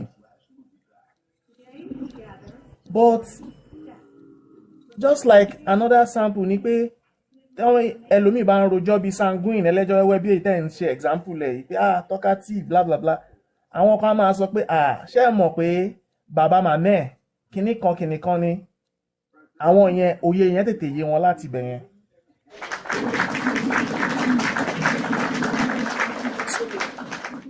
Mo ti rí family tí mo fún example alákọ̀ọ́kọ́ pé nínú ọmọ mẹ́ta ìkan mọ̀wé àwọn èèyàn kan fẹ́ máa harass àwọn ọmọ abuse àwọn ọmọ méjì tó jẹ́ pé orí wọn ò fi bẹ́ẹ̀ gbéwé yẹn.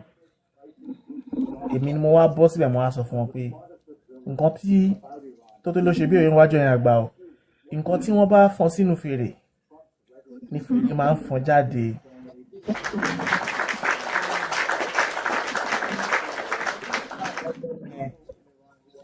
Bíi pé olódo ni wọn kì í ṣe olódo àwọn náà ní tálẹ́ǹtì títí èyí tó torí ẹ̀ ṣe ṣámṣámṣám dára láàrin wọn yìí ó ní luck pẹ̀lú bloodline either father side.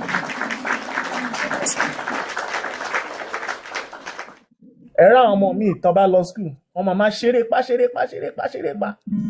wọ́n máa ṣe exam nínú school yẹn wọ́n máa la everybody.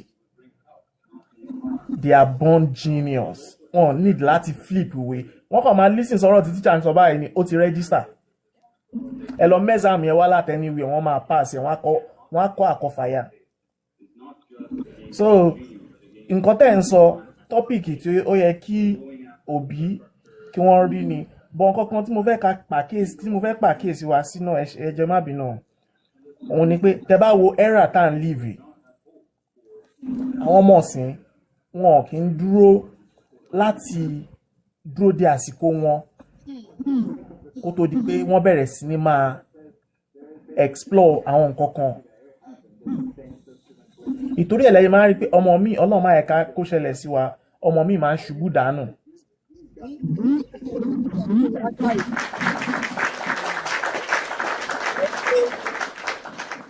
Ẹlòmíì á tètè máa rí ó dẹ̀ máa gbé ẹ̀ẹ́dẹ̀ rí pé ẹlòmíì á gbérù ìgbésẹ̀ the same ìgbésẹ̀ yẹn kò dẹ̀ ní gbé.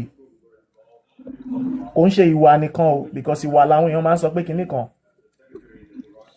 tí experience èèyàn ò bá tí ì débì kan tó bá bẹ̀rẹ̀ ó máa padà sí lọ́tò tó bá yá ni just like ọmọ tó yẹ pé àwọn ọmọ sìn wọn kì í tó 18 years mọ́ kó tó di pé wọ́n wọ yunifásitì mọ́ sìn ẹ rí pé àwọn ọmọ míì wọ́n á join ẹgbẹ́kẹgbẹ́ látara pé kò tí ì sí enough experience. Not matured enough. But ẹ̀rọ àwọn òbí tó bá jẹ́ pé òyeye wọn tọ́mọ wọn ṣe ń parí secondary school báyìí ó common láàrin àwọn muslims àwọn tó ń ṣe islam tó ń jẹ́ scholars wọn kì í jẹ́ káwọn ọmọ wọn sáré lọ sí university wọn á kọ́ lọ fi wọ́n sí vocational study fún bí ọdún kan sọ́dún méjì ẹjọ́ tọ́mọ yẹn bá wọ university wọn kò sẹ́ni tó máa kò sí course náà wọ́n máa mú bá because lè fi wọ́n wé àwọn ọmọ tó jẹ́ pé ó dàbí ọmọ tó lọ kọ́ṣẹ́ ọwọ́ lẹ́yìn tó kọ́ṣẹ́ ọwọ́ yẹn tó ṣẹ̀ṣẹ̀ wá lọ sí yunifásitì tó tún wá lọ gboyè lé iṣẹ́ ọwọ́ yẹn lórí ṣé mọ̀ pé ẹni tó wá. ìyè yẹn máa yé mọ́ yes. So ọ̀rọ̀ mi ò ní jù bẹ́ẹ̀ lọ mo fẹ́ fẹ́ lómi náà láàyè so that kí wọ́n lè dá.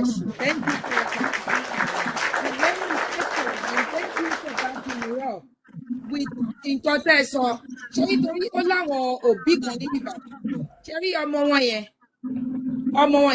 moderator ìjọba mi mute wọn so àwọn èèyàn á lè gbọ́ kí ni ẹ ṣe gan ni God bless you ṣé moderator mi ṣì wà ń bẹ ok ṣé wọ́n rí ọmọ wọn yẹn ọmọ wa lù ú to the point tó jẹ́ pé mo ní kọ́mọ yẹn gan kó kọjá sọ́dọ̀ mi ọlọ́mọ yìí ò mọ̀wé kò mọ̀wé bó ṣe mọ̀ torí pé àwọn ẹni yìí wọ́n dàgbà jù mí lọ ẹ mọ̀ culture wa yẹn tó yẹ pé táwọn èèyàn bá dàgbà jù yàn lọ èèyàn láti mọ béèyàn ṣe máa sọ kíní fún wọn ni ó dẹ̀ ti yé mi débẹ̀ mọ̀ like you know a lot of things téèyàn kọ́ ní school and a lot of nǹkan téèyàn ti mọ̀ gan ẹ lọ́mọ yóò kàwé ṣe mo it get to a point I actually have to say it because ṣe rí wọ́n ń pa esteem ọmọ yìí ẹni kò mọ̀wé ẹ̀dẹ̀ ẹ máa fẹnu bọ̀rọ̀ burúkú fìbàjẹ́ ìwọ bàbá tó o bẹ́ ọmọ yìí ìwé mélòó ni ìwọ kà ìyá tó o bẹ́ ọmọ ìwé mélòó ni ìwọ kà ṣé ìwọ ìyá tó o bí ọmọ yìí ṣó o mọ̀wé ni ìwọ bàbá tó o bẹ́ ọmọ yìí ṣó o mọ̀wé ni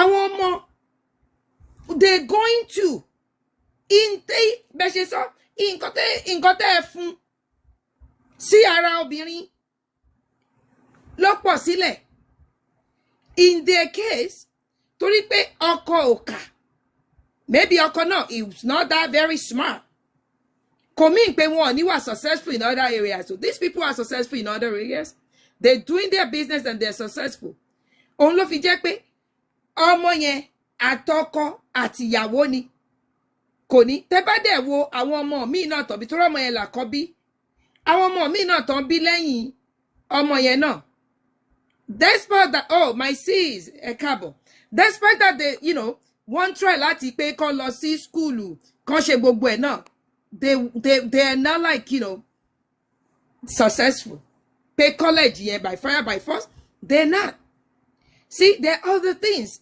tabaniru ọmọ bẹ́ẹ̀ we could encourage them they are vocational schools now wọ́n lè kọ́ṣẹ́ ọwọ́ tó dẹ̀ lè good at not being good níwèé pé dandan ọmọ láti di doctor àbọ̀mọ́ láti di kíní ó nídìí láti fọpọlọ gbé tí ó fi di doctor àti kíní ni ó wà very important so thank you fún pé tí ẹ kí mi lẹ́yìn bẹ́ẹ̀ yẹn ṣe rí òye bọ́dẹ̀ ṣe sọ tí àwọn èèyàn mi ò mọ̀ tẹ́ bá wo ẹ wo àwọn ìdílé mi ẹ jẹ́ ká fi àwọn Jackson's family ẹ lọ wò wọ́n kò sí èyí tí ò ń kọrin nínú wọn ṣe rí àwọn nǹkan kan wà ẹ̀bùn yẹn ó ti wà nínú ẹbí yẹn ni ó ti wà ní lineage wọn bọ́n ṣe sọ ṣe rí àwọn ọmọ mi lè mu ẹlòmíì lè má mú ó depend lórí ẹni tó bá yẹ pé ìdílé tó bá jẹ́ àwọn ó lè jẹ́ ìdílé bàbá náà ní ẹ̀bùn yẹn so ọmọ tó bá mú kíní bàbá ẹ̀ tó bá yẹ pé bàbá ẹ̀ ní dominant ọmọ àmú tó bá jẹ́ pé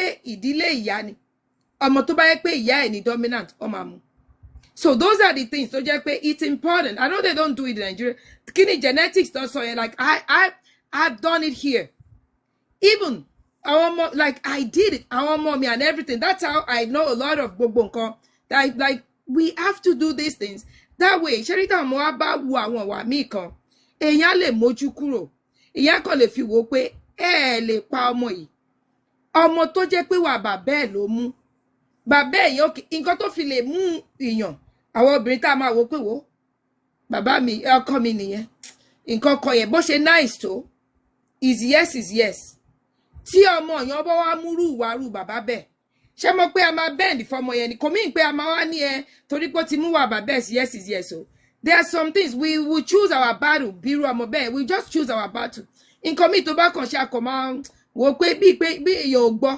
especially tí ò bá sán kàn wá lójú ṣẹmúlẹ̀ pé kẹsàn nǹkan fọmọ sí pé kíní kan kó wá walk away kó wá kùn why don't you do it yourself ṣẹmọ kò sọ lójú yàn ó kàn ta síyàn létí ẹ kàn wò pé ó wà lára ẹ because with age máa jẹ́ kán ìrọ̀nà eventually.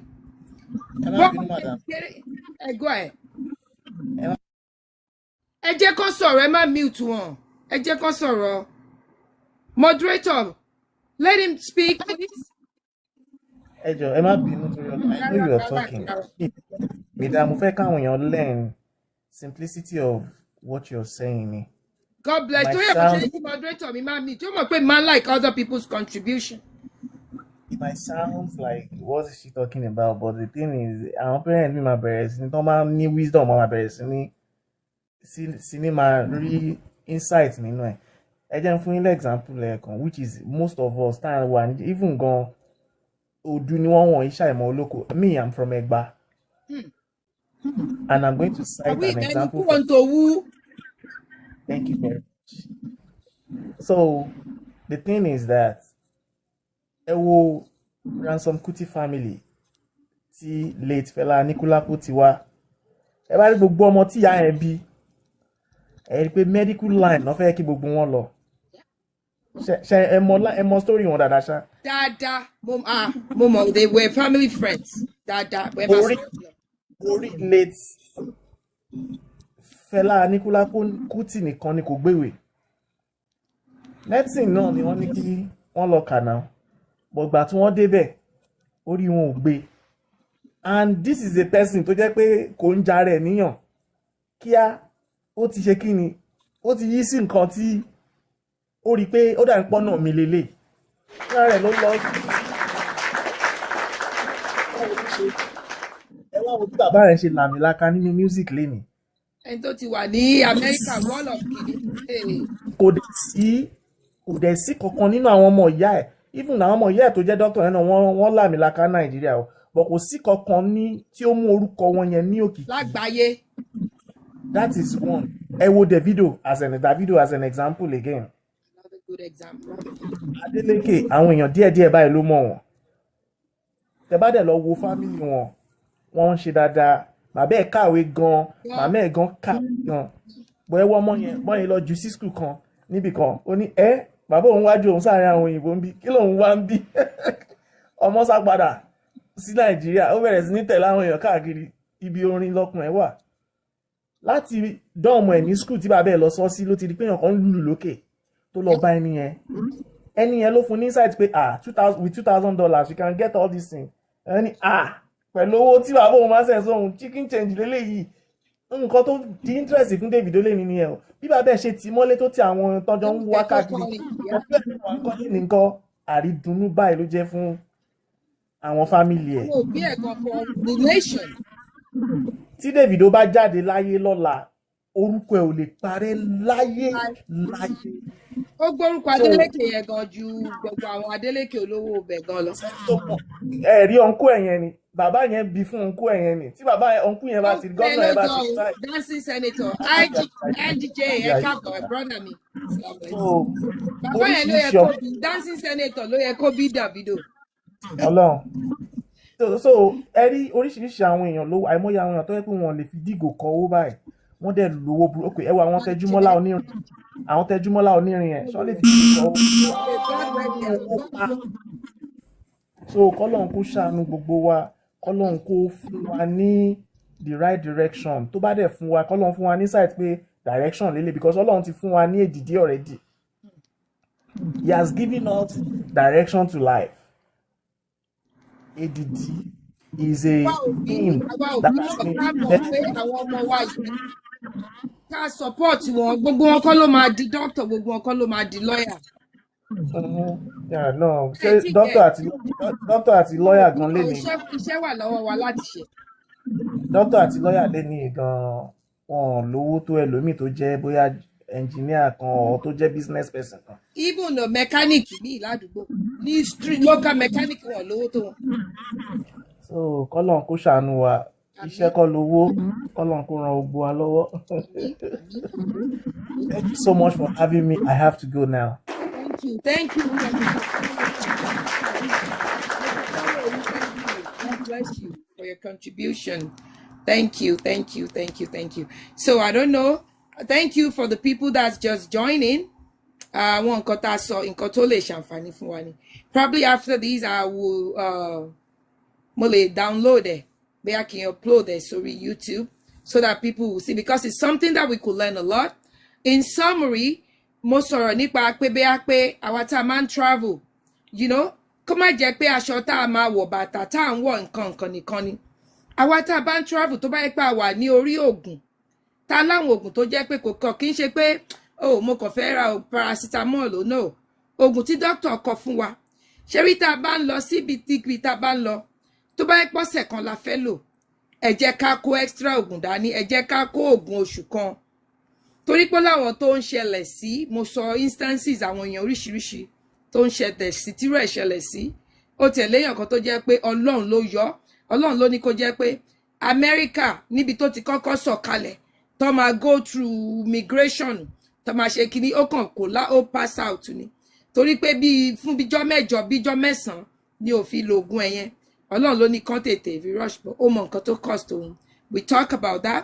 We talk about just ká wà careful láti kàn máa lo any oògùn. Ṣé àti lọ ṣe kíní genetics wa? There are some things that tó yẹ pé ó ní àwọn test kan. I forgot what it's called exactly. You will know àwọn nǹkan tó jẹ́ pé téèyàn wà allergic to. There are a lot of things that we're allergic to that people don't know. If you do this thing, you will know. I cite myself an example. I'm allergic to chloroquine. Ṣé rí pé ńgbà tí mo wà ní kékeré, mo ṣá mọ̀ pé tó bá fún yàn ní kíní yẹn mọ̀ tó máa ní Sunday medicine yà kan. Gbogbo ara máa yún mi. Wọ́n wá ní kí máa mepo, kí máa fepo para, kí máa fi gbogbo ẹ̀ ṣe. Wọ́n tún ná fún olúwẹ̀. Gbogbo ara máa yún mi gbogbo epo. But mo dé lu òyìnbó mọ̀ pé mo wà allergic to anything quinine they call it here, but anything quinine mi ò lè lò. Mo wà allergic to aspirin. Mo wà allergic to caffeine. Gbogbo àwọn coffee yẹn. Even there are some tea mi wà tó jẹ́ pé caffeine wà ńbẹ̀ mi ò lè mú. Ṣé mo and many other things. Àwọn èèyàn mi ò mọ̀ àwọn nǹkan tó wà allergic to. Wọ́n dẹ̀ kàn máa lo oògùn. Wọ́n kàn dẹ̀ máa lo oògùn. So it's important. Ẹ jẹ́ ká lọ. Ṣé ìtẹ́ bá lọ sọ́dọ̀ doctor? There are some tests that they will do for you tó yẹ pé èèyàn máa mọ̀. Ó léyàn kan tó jẹ́ pé oògùn pòun ò kí ń rórun sùn. Èèyàn kan wá ní ọ máa ń fóun lóògùn kan o tó kàn máa jẹ́ kóun rórun sùn o. Onítọ̀hún yẹn fún èèyàn yẹn lóògùn yẹn. Nígbà tó onítọ̀hún yẹn gba oògùn lọ́wọ́ onítọ̀hún yẹn, ó kàn rí pé ṣe mọ̀ mímí òun ẹ mọ̀ bí ìgbà tó jẹ́ pé kíní èèyàn ó ń close up long ó ń close up. Luckily Ọlọ́run ló ní kó jẹ́ ìlú òyìnbó yìí. Wọ́n sáré gbé lọ sí emergency room. Wọ́n ní kí ló lò kò mọ orúkọ ẹ̀ gan. Wọ́n ṣàṣáré pé ẹni tó fún ìyẹn bá dárúkọ nǹkan yẹn. Wọ́n láti ṣe test. Oògùn téèyàn yẹn ń lò, oògùn tí yẹn ń lò, ó lè má bàa bí lára mu. Tó bá ṣẹ̀ lẹ́yìn pé oògùn pain o. Ṣé mo oògùn pain kẹ̀dẹ̀rẹ́? Irú àwọn nǹkan bí aspirin èèyàn lè rí anything tó ní aspirin lọ́wọ́ tèmi náà. Because me I'm allergic to aspirin. America yìí bẹ́ẹ̀ náà ti ṣe àsáré náà sáré dòòlà ẹ̀mí ẹ̀ṣà. Wọ́n flush kíní oògùn yẹn out of a system. Ọ̀rẹ́ yẹn gan Ọlọ́run ló ṣàyọ wọ́n ṣá tẹ́ pé mọ̀ pé yẹn gan náà kò mọ̀ ni torí kò kí ń ṣe pé ni tó jẹ́ pé ó wà ní medical line or something like that. It could have been a serious kíní. Ká ní kò ṣe pé ó wà nítòsí nílùú tó jẹ́ pé ambulance èèyàn ó pè 911 kó sáré dé kó sáré ṣe. Ẹlòmíì máa ti lọ lo nǹkan tí ò yẹ kó lò. Nǹkan báyìí lágbájá ń ṣe kò mí pé èèyàn lè ṣe. Gbogbo àwọn oògùn tọ́kàn máa polówó pé kíní kan gbogbo ṣe yẹn please. Báwo ni mo fún sí? How are you my darling? Happy Easter. Ẹ jọ̀ọ́ ẹ máa check pẹ̀lú doctor yín kẹ́ tó lo anything. Especially ẹ̀yin tẹ́ bá lo àwọn oògùn kan tẹ́ lò because there is something we call drug interaction. There is something called drug interaction. Because ṣé tẹ́ bá ti ń lo àwọn oògùn kan, èèyàn kọ̀ọ̀kan déédéé wá tún fún yín ní nǹkan kan ẹ kàn lò. Drug tó bá lọ interact tí nǹkan Alhaji Lati for sure happy Easter ẹ káàbọ̀ mo ń kí gbogbo ẹ̀yin tẹ́ enjoy wa Yomide sister Yomide thank you happy Easter gbogbo yín pápátá mo ń kí. Ṣé drug interaction tó bá lọ ṣe kíní téèyàn gbọ́dọ̀ mú mọ́ra wọn ó lè di nǹkan mi o. Then tá bá ń lo oògùn àwọn èèyàn tó ń lo oògùn kan there are some things that you can't even drink. Ẹ gbàgbé pọ́tí. Ordinary àwọn juice. Àwọn oògùn kan wà tó jẹ́ pé tẹ́ bá ń lo oògùn yẹn lọ́wọ́lọ́wọ́ ẹ lè múrú grapefruit yẹn. Grapefruit ẹ̀yin kò dẹ̀ máa wò pé o grapefruit ni ṣebí grapefruit juice ni. Because drink tẹ́ bá lọ mu grapefruit ní moment tẹ́ ń lo oògùn yẹn. Ó máa dín bí ó yẹ kó oògùn yẹn ṣe ṣiṣẹ́ lára yóò máa dínkù. Oògùn yẹn ò ní ṣiṣẹ́ dáadáa. Example say they put you on antibiotic and you drinking grapefruit kò ní ṣiṣẹ́ bó ṣe yẹ kó ṣiṣẹ́. Ẹ wá wò pé oògùn yẹn ò ṣiṣẹ́. Oògùn ń ṣiṣẹ́. Àwọn nǹkan míì tí ò yẹ kẹ́ ẹ lò, kẹ́ ẹ mú, kẹ́ ẹ jẹ. Ní wáò tẹ́ ẹ ń lo oògùn yẹn. There are some medications that when you are on, you cannot drink like cranberry juice. Kò shoti nìkan. Ṣé nítorí ẹ̀ ó ṣe pàtàkì. Tẹ́ ẹ bá lọ sọ́dọ̀ pharmacy. Tẹ́ bá lọ pharmacy, tẹ́ bá lọ sọ́dọ̀ pharmacy ẹ fẹ́ gba ògùn. Ẹ pè fún pharmacist. Ẹ jẹ́ kí àwọn pharmacist yẹn pé ògùn yìí tí doctor mi kọ fún mi yìí. Tó ní kí n lò yìí. Because ṣe àwọn doctor kàn máa kọ kíní fún yín. Wọ́n máa ní kíní. Doctor ò ní sọ fún ẹ pé don't eat this, don't eat that with that. Iṣẹ́ tí wọ́n kọ́ yẹn. Tẹ́ bá lọ pick ògùn. Ògùn báyìí tí mo fẹ́ máa ṣe yìí. Àwọn kíni mi ò lè jẹ, kíni mo lè jẹ, kíni mi ò lè jẹ. Give yourself that extra time. They will explain all of these things to you. No knowledge is lost. The education is not a scam. Shemo, ti mọ̀ pé oh, wọ́n mà ní wá because ṣé ẹ má kàn jẹ́ ká gba ògùn. Mo kàn tí ń lò, mo ń lò, ẹ ń lò níbi tẹ́lòmíì tí ń lo ògùn lọ́wọ́. Lẹ́yìn ọ̀rẹ́ ẹ̀kọ́ á tún pé kíní kan tó ń ṣe mí yẹn ni. Mo tẹ̀ irọ́ wo mo mú ògùn kan ó lágbára gan. Màá send ẹ̀ sí ẹ get ẹ̀. Ó ń lo ìkan tó ti kọ prescription medication. And somebody still give you some over-the-counter stuff to use, you still take that. Ṣé ní gbogbo àwọn kíní gan, ó lè ti lágbára jù fún àwọn nǹkan tó wà nínú ara wa. Kíndìnrín, torí ìgbà mo ń sọ òyìnbó jù, wọ́n ń gbé puzzle yà kan wá. Kíndìnrín, kíní because, Sherry, too much of, thank you for following. Ben 70, thank you for following. Sherry, this àwọn nǹkan yìí, ẹ kàn mọ́ ordinary ògùn fún ara ríro. Tẹ́ ẹ bá mú jù, ó lè ba kíndìnrín jẹ́, ó lè ba liver jẹ́. Òun ló fi jẹ́ pé ó ṣe pàtàkì. Ẹ rí pé màá ti sọ pé take 2 to 4 tablets every 4 to 6 hours. Do not take more than, even ògùn mi wà tó máa sọ fún yín pé if you use it after 7 days, you must stop. Òun ló fi jẹ́ pé, it's good, go for consultation, even with your pharmacist. Like you picking up a prescription, doctor ẹ kọ prescription tuntun kan fún ẹ. Ẹ jẹ́ kó mọ̀ àwọn ògùn wo lẹ ti ń lò. Tẹ́lẹ̀tẹ́lẹ̀, òun ló fi jẹ́ pé doctor tẹ́ bá ń lò, your primary care, everything, tell them, be honest. Even if a friend is giving you some over the counter, whatever, blah, blah, blah, tell the doctor. They will tell you, oh, no, you cannot take this with this. Oh, yeah, you could take this. But no, don't take that many. Ordinary, our vitamins that man low. And when you man take vitamins, don't need. Excessive vitamins, only she damage, only fine consagua. Excess of everything. And how do you know you're taking something in excess? You will know until you speak to your doctor or your pharmacist. So, nisha I saw nisha wow. I'm going to have to end the live because I'm on mi Sunday school. Ti I'm on to funny. O ma de funny ke. Jẹ́ mọ̀ pé Uber mi tí mo pè. Mo bá dé order Uber lẹ́ni Easter Sunday. Ẹ dákun, ẹni kí lorúkọ Uber. Bí mi pé kí lorúkọ Uber en tó wá gbé mi. Ọba ni Jesus is here to pick you up. Mo post ẹ sórí Facebook. Mo kàn cover ojú ẹni yẹn ni. Wallahi, it's so funny. Oh funny gone. I mean, like, not funny, like, Jesus is here to pick me up. Lẹ́ni Easter Sunday. Ẹ wá ládùúrà òkè ń gbà. Àdúrà mi ti gbà. Mo bá ya dúpẹ́. Ńgbà Jesus wá gbé mi ní Uber. Lẹ́ni Sunday mi mẹ́ni tó bá ti lọ sórí kí tó bí nǹkan ṣe post ẹ̀ ni mo ṣe jáde abẹ́ẹ̀rí ni. Mo order Uber. Mo kàn fi mi mo bóyá ẹ rí dáadáa ṣá. I don't know, but it's on my Facebook. Eric, Jesus. Only Jesus has arrived. Jesus has arrived. Lẹ́ni Easter Sunday.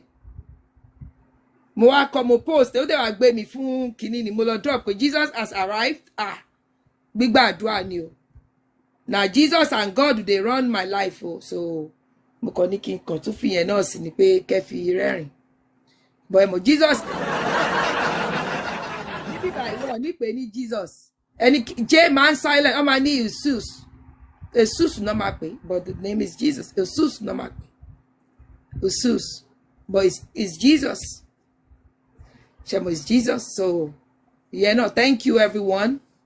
because I'm going to have to order Uber to go get her from her Sunday school. Jẹ́ ká ṣe dáadáa o. Àjíǹde Jésù Kristi ọmọ Mary ṣé ẹ ṣe rice ṣé ẹ ṣe turkey mo mọ̀ pé ẹ ṣe náà ẹ kàn mú gbogbo nǹkan yẹn kàn dá jẹ ni, and that's not good. So ẹ jẹ́ kí a take care ara wa o. When we were traveling, please don't let us only focus. Thank you. Somebody wishing me happy birthday in advance. Thank you. Thank you. Thank you very much. Oh. Mo tell my post kí mo bá lọ ṣe photo shoot o. Ngba photographer ó send the photo. Erin tí photographer send. Èmi á send ẹ sí yín bí báyìí. Èmi ò sì lówó mi mọ̀ tèmi ó tún lọ fi ṣe photo shoot mi. Èmi ò mọ̀ ọ̀dọ̀ tí mo ti lọ ṣe photo shoot. Èmi ò mọ̀ bí ń bá mi jà ní. Èmi ò sì mọ̀ tí mo ṣe fún. Erin tó ṣàyà ṣàtórí mi mo kàn wò pé bí n bá ya photo nu ilé mi gan yóò fa ìjẹlé ìlọ́nà. Yálà lady ẹ káàbọ̀ o gbogbo ẹ̀yin tẹ́ ẹ ṣe ń dé. So mo láti lọ mú ní Sunday school tí mo ń lọ. Thank you everyone. Oh. I'm going to upload it YouTube. Please lè subscribe. You're gonna see a lot of videos there. Thank you Alhaji Latif for sure. Thank you. Thank you. Share my birthday for me. I used to love birthdays. Share birthday me, daddy me, probably me being the only girl. Well, man, celebrate the birthday yeah, big for me ní kékeré. Every year. It's all even compulsory weekdays. On my share big time. Ó wá yà mí lẹ́nu. Gbà tí daddy mi máa kú. Kínú Ramadan ni o. Àwẹ̀ mọ̀ the last 10 days of Ramadan yẹn. Tó kù kíní ẹ̀ mo ṣe all rush ké Quran wọn pé you have time. Wọ́n kírun fajri tán. Not gonna take a nap. Even the day before my birthday, wọ́n náà pààrọ̀ aṣọ bí ẹ̀mẹ́rin. Wọ́n ṣe ń wọ aṣọ òkè náà ń wọ àrọ̀. Náà ń wọ gbogbo ẹ̀ láwọn èèyàn ní kí ló dé. Náà ní ṣọ́ ọmọ ní ọmọ òun birthday ọ̀la ni. Àwọn èèyàn dẹ̀ ti bẹ̀ mọ́tẹ̀ máa ń ṣe pé kíní. Ìjọ birthday mi ẹ̀ ní dáàdì mi kú. Ṣé rí láti ìgbà yẹn? Ó kàn wá jẹ́ pé birthday like I don't really. Kàkà kí n celebrate birthday mi. Mo máa fi ń ṣàdúrà fún dáàdì mi ni. Ṣé mo àwọn àfáà ìyẹn ó máa ń jẹ mí lógún gan. Wọ́n máa fi ń ṣàdúrà fún wọn. Wọ́n máa ń ké dàláìlù fún wọn. So àwọn nǹkan tí bàbá yẹn ṣe nígbà tí mo wà ní kékeré, because who I am today lẹ́yìn Ọlọ́run ọba bàbá mi ló mold mi. Ṣé mọ̀ pé bàbá ló lórí ilé. Àwọn ìyá wa náà wà ńbẹ̀ bẹ́ẹ̀ mọ̀ pé tí bàbá ò bá responsible ìwọ̀nba nìyá lè dá ṣe. Ìwọ̀nba nìyá lè dá ṣe. Bàbá yẹn ló mold mi. So ńgbà tí bàbá tí mi wá lè dúró ra mọ́tò fún ra kíní fún tó yẹ pé bàbá yìí ló ṣe fún gbogbo àwọn ọmọ ẹ̀ pátápátá látòkè délẹ̀. Òun ló pave ways fún wa tá a fi down tá a dà. Kí wá ni mo lè ṣe fúnru bàbá bẹ́ẹ̀? Nǹkan tí bàbá yẹn ń ṣe ṣé olóore tó ń ṣe nígbà tó wà láyé yẹn òun náà ni mo bá gbé ni mo continue. That's why you see me do this. Mo fásírò ní dáàdì mi like wọ́n máa ń tún nǹkan ṣe lọ ṣe wá sí àwọn ọkọ àtìyàwó máa wá gbogbo nǹkan bẹ́ẹ̀ yẹn gbogbo nǹkan dáadáa tó ń ṣe. Even my love for Ìsẹ́yìn bí amòdé sẹ́yìn pẹ́ mẹ́ta rí láyé mi. Dáàdì mi gan àti teenager náà ti wà lẹ́kọ̀ọ́. Yorùbá Èkó tí mo sọ lẹ́nu bí dáàdì mi ṣe ń sọ Yorùbá nìyẹn. Kan tó kú wọn sọ sẹ́yìn ṣẹ́ni tó ti wà ń bẹ̀ láti teenager. He doesn't know anything but he was born in Ìsẹ́yìn. Ìlú tó nífẹ̀ẹ́ sí ni. Kò dẹ̀ ń ṣe ọmọ èèyàn játijàti. Ìyá tó bí bàbá mi ọmọ ọba ni. Bàbá tó bí bàbá mi Balógun Balógun nílùú Ìsẹ́yìn. So pé mo tó rọ́kàn wà lẹ́kọ̀ọ́. So the love tí mo ní fún bàbá yẹn náà ló jẹ́ kí n máa extend to Ìsẹ́yìn torí mbẹ́lò mo ń sẹ́yìn. But so I always love Ìsẹ́yìn. I was born and raised in Lagos. I'm a Lagosian, but Ìsẹ́yìn ni mi. I claim Ìsẹ́yìn because ìlú tí bàbá mi ti wá nìyẹn. Áńgẹ́lì mi dẹ̀ nìyẹn. Ẹni tó jẹ́ kí gbogbo wa gbogbo àwọn ọmọ ẹ̀ pátá. But maybe I should speak for myself. But if I could speak on behalf of my siblings too. Baba Alubarika ni. The best father in the entire universe. Wallahi kò sí rọ́mbẹ̀. Ọjọ́ birthday mi náà kú.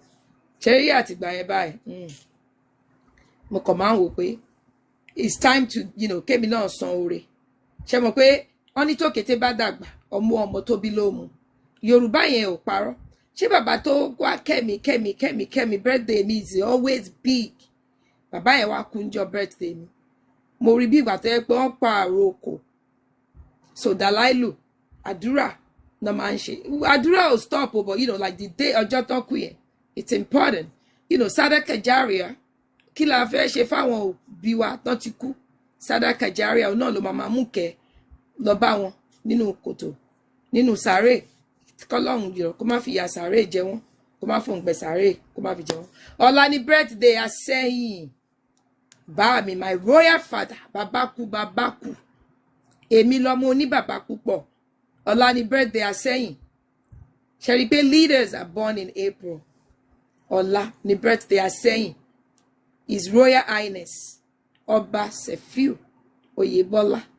Ajírọ̀ tútù àkọ́kọ́ Adéyẹrí kẹta kábíyèsí o ọmọọba ló ń kí bàbá ẹ̀ mo ń fàsìkò yìí ṣàdúrà fún bàbá mi pé bàbá mi ẹ gbọ́ ẹ tọ́ ẹ pẹ́ lórí ìtẹ́ bàbá yín ẹ fọwọ́ pawú ẹ fèrègì jobi gbogbo nǹkan dáadáa mèremère tẹ́ ń ṣe nílùú Ìṣẹ́yìn gbogbo ẹ̀ pátápátá là ń rí Àsẹ́yìn of Ìṣẹ́yìn kábíyèsí bá mi àwọn ọmọ 100 àwọn ọmọ ni wọ́n fún wọn ní scholarship lọ sí university Aries University nìbàdàn èèyàn 100 ni wọ́n fún wọn just this January àwọn èèyàn tó wà lórí wheelchair àwọn tó wà disabled wheelchair tí wọ́n donate fún ìgbà tó fi ṣe kíní anniversary second anniversary wọn just ọdún méjì náà yìí lò lórí kíní wheelchair pọ̀ rẹpẹtẹ ṣé van tó máa fi máa gbé àwọn ènìyàn ni àbí àwọn ọ̀dọ́ tí wọn ò ríṣẹ́ tó fi ń fẹsẹ̀ gbálẹ̀ nílùú tó fún lóko tó dá lóko ṣáwọn tó gbé márúwá fún ni àbáwọn tó fún lọ́kadà ṣérú ọba bẹ́ẹ̀ lèyàn wà ní kò ṣe dáadáa tó kábíyèsí o ẹ pẹ́ ẹ fọwọ́ pawú ẹ fèrègì jòbì ọdún tọ́lá yìí ọlọ́run wà ní ṣe láṣẹ mọ́ wọn kò ní ṣe láṣẹ mọ́ ẹ ọlọ́run máa fọgbọ́n kan gbọ́ fún yín ìmọ̀ ọmọ kún ìmọ̀ ọgbọ́n tẹ́ ẹ fi ń darí wa tẹ́ ẹ túmọ̀ fi darí wa sí dáadáa ọlọ́run àwa bá mi jogún ẹ̀ fún yín àti gbogbo ẹ̀yin ọmọ ti April àná ni birthday yèyé mẹ́ṣọ́ VDM is April 8 àmì ọlọ́run sheik àmì ọlọ́run àná ni birthday sheik àmì ọlọ́run ṣe rí pé leaders are born in April is the first sign bí àkọ́bí ọmọ ni làwọn Aries bí àkọ́bí ọmọ ní Aries ẹ lọ́wọ́ gbogbo àwọn èèyàn ńlá and Aries are born like they already have àdámọ̀ tàwọn Aries bẹ́ẹ̀ bá fẹ́ wà ẹ má lọ tọ́ wọn o wọn dédé tọ́jà o. Oh wow, Sister Oluremi, April 9th, leaders, happy birthday in advance. All the Aries in the house, happy birthday, long life and prosperity.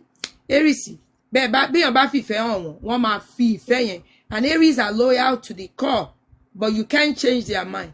Nǹkan tó o bá gbé wá Aries máa jù fún ẹ o. Bó o bá jù kò fẹ́ Aries ó ju ògúlùtù o. Ẹ má lọ tọ́ wọn o. Thank you, everyone. I have to call Uber so I could go pick up landlady. I love you. I love you. I love you. I love you all. Please, ẹ máa bá wa darapọ̀. Time tàbá ẹ mọ̀ mo ti jáde tipẹ́ náà torí mo busy ni. But now, every little opportunity tí n bá rí, màá kàn jáde. Torí àwọn nǹkan tá lè fi dára lẹ́kọ̀ọ́ pọ̀ gan lóríṣiríṣi. And I appreciate everyone that, came on this live. Ẹ ṣeun Alhaji, my brother, àwọn tàdúgbò mi. Our ọmọ Islander, àwọn nìyẹn o. Ajije, thank you, sir. And everyone, Alhaji Latif for sure. Big Daddy, that's my big brother. Mokibo Boyin, my moderators and everyone. I think Sister Kafi and everyone. My daughter Preshi, everyone. Sorry if I missed your name. Otiboso Wakini Yalan Lady, Mokibo everybody. Thank you. Please, I'm on Facebook, Alesh Star TV. I'm on YouTube, Alesh Star TV. You're going to see a lot of videos that I've uploaded there that you're really going to enjoy. You're really going to enjoy. And here to Alesh Star TV, please, if you follow us, if you click notification, you click all. Emarita Bajadi. Thank you, everyone. I love you. God bless you. Asha Odun Ayo. la máa ṣe mú ọpẹ́ yìí ti Naija ń sìn ó lè jọlí dé ọ̀sẹ̀ kan náà fún yín ọ̀dọ̀ yín lẹ máa ṣe Easter Sunday ẹ tún ṣe Easter Monday ẹ ṣe Easter Tuesday ẹ ṣe Easter Wednesday ẹ kú gbádùn àwa táwa ń bínú àjẹlọ́ọ̀sì ju o Ọlọ́run àgbàdúrà gbogbo wa o. Thank you very much. I love you. Bye for now. Alesh Star TV on YouTube, Alesh Star TV on Facebook, Alesh Star TV on Instagram, Alesh Star TV on TikTok. Thank you. God bless you. God bless you. Then, ngbà tí mo tẹ̀ ní kíní ba makeup jẹ́, ìyẹn ní kíní. Èmi lè tún makeup mi ṣe o. Mi lè tún mi ṣe o. So, èyí tí tó bá gbé síta, òun náà ni kẹ́ lò bẹ́ẹ̀ o. Mo kàn ní kí n sọ fún yín ni èmi ò waste owó bẹ́ẹ̀ yẹn o. Bye for now. God bless.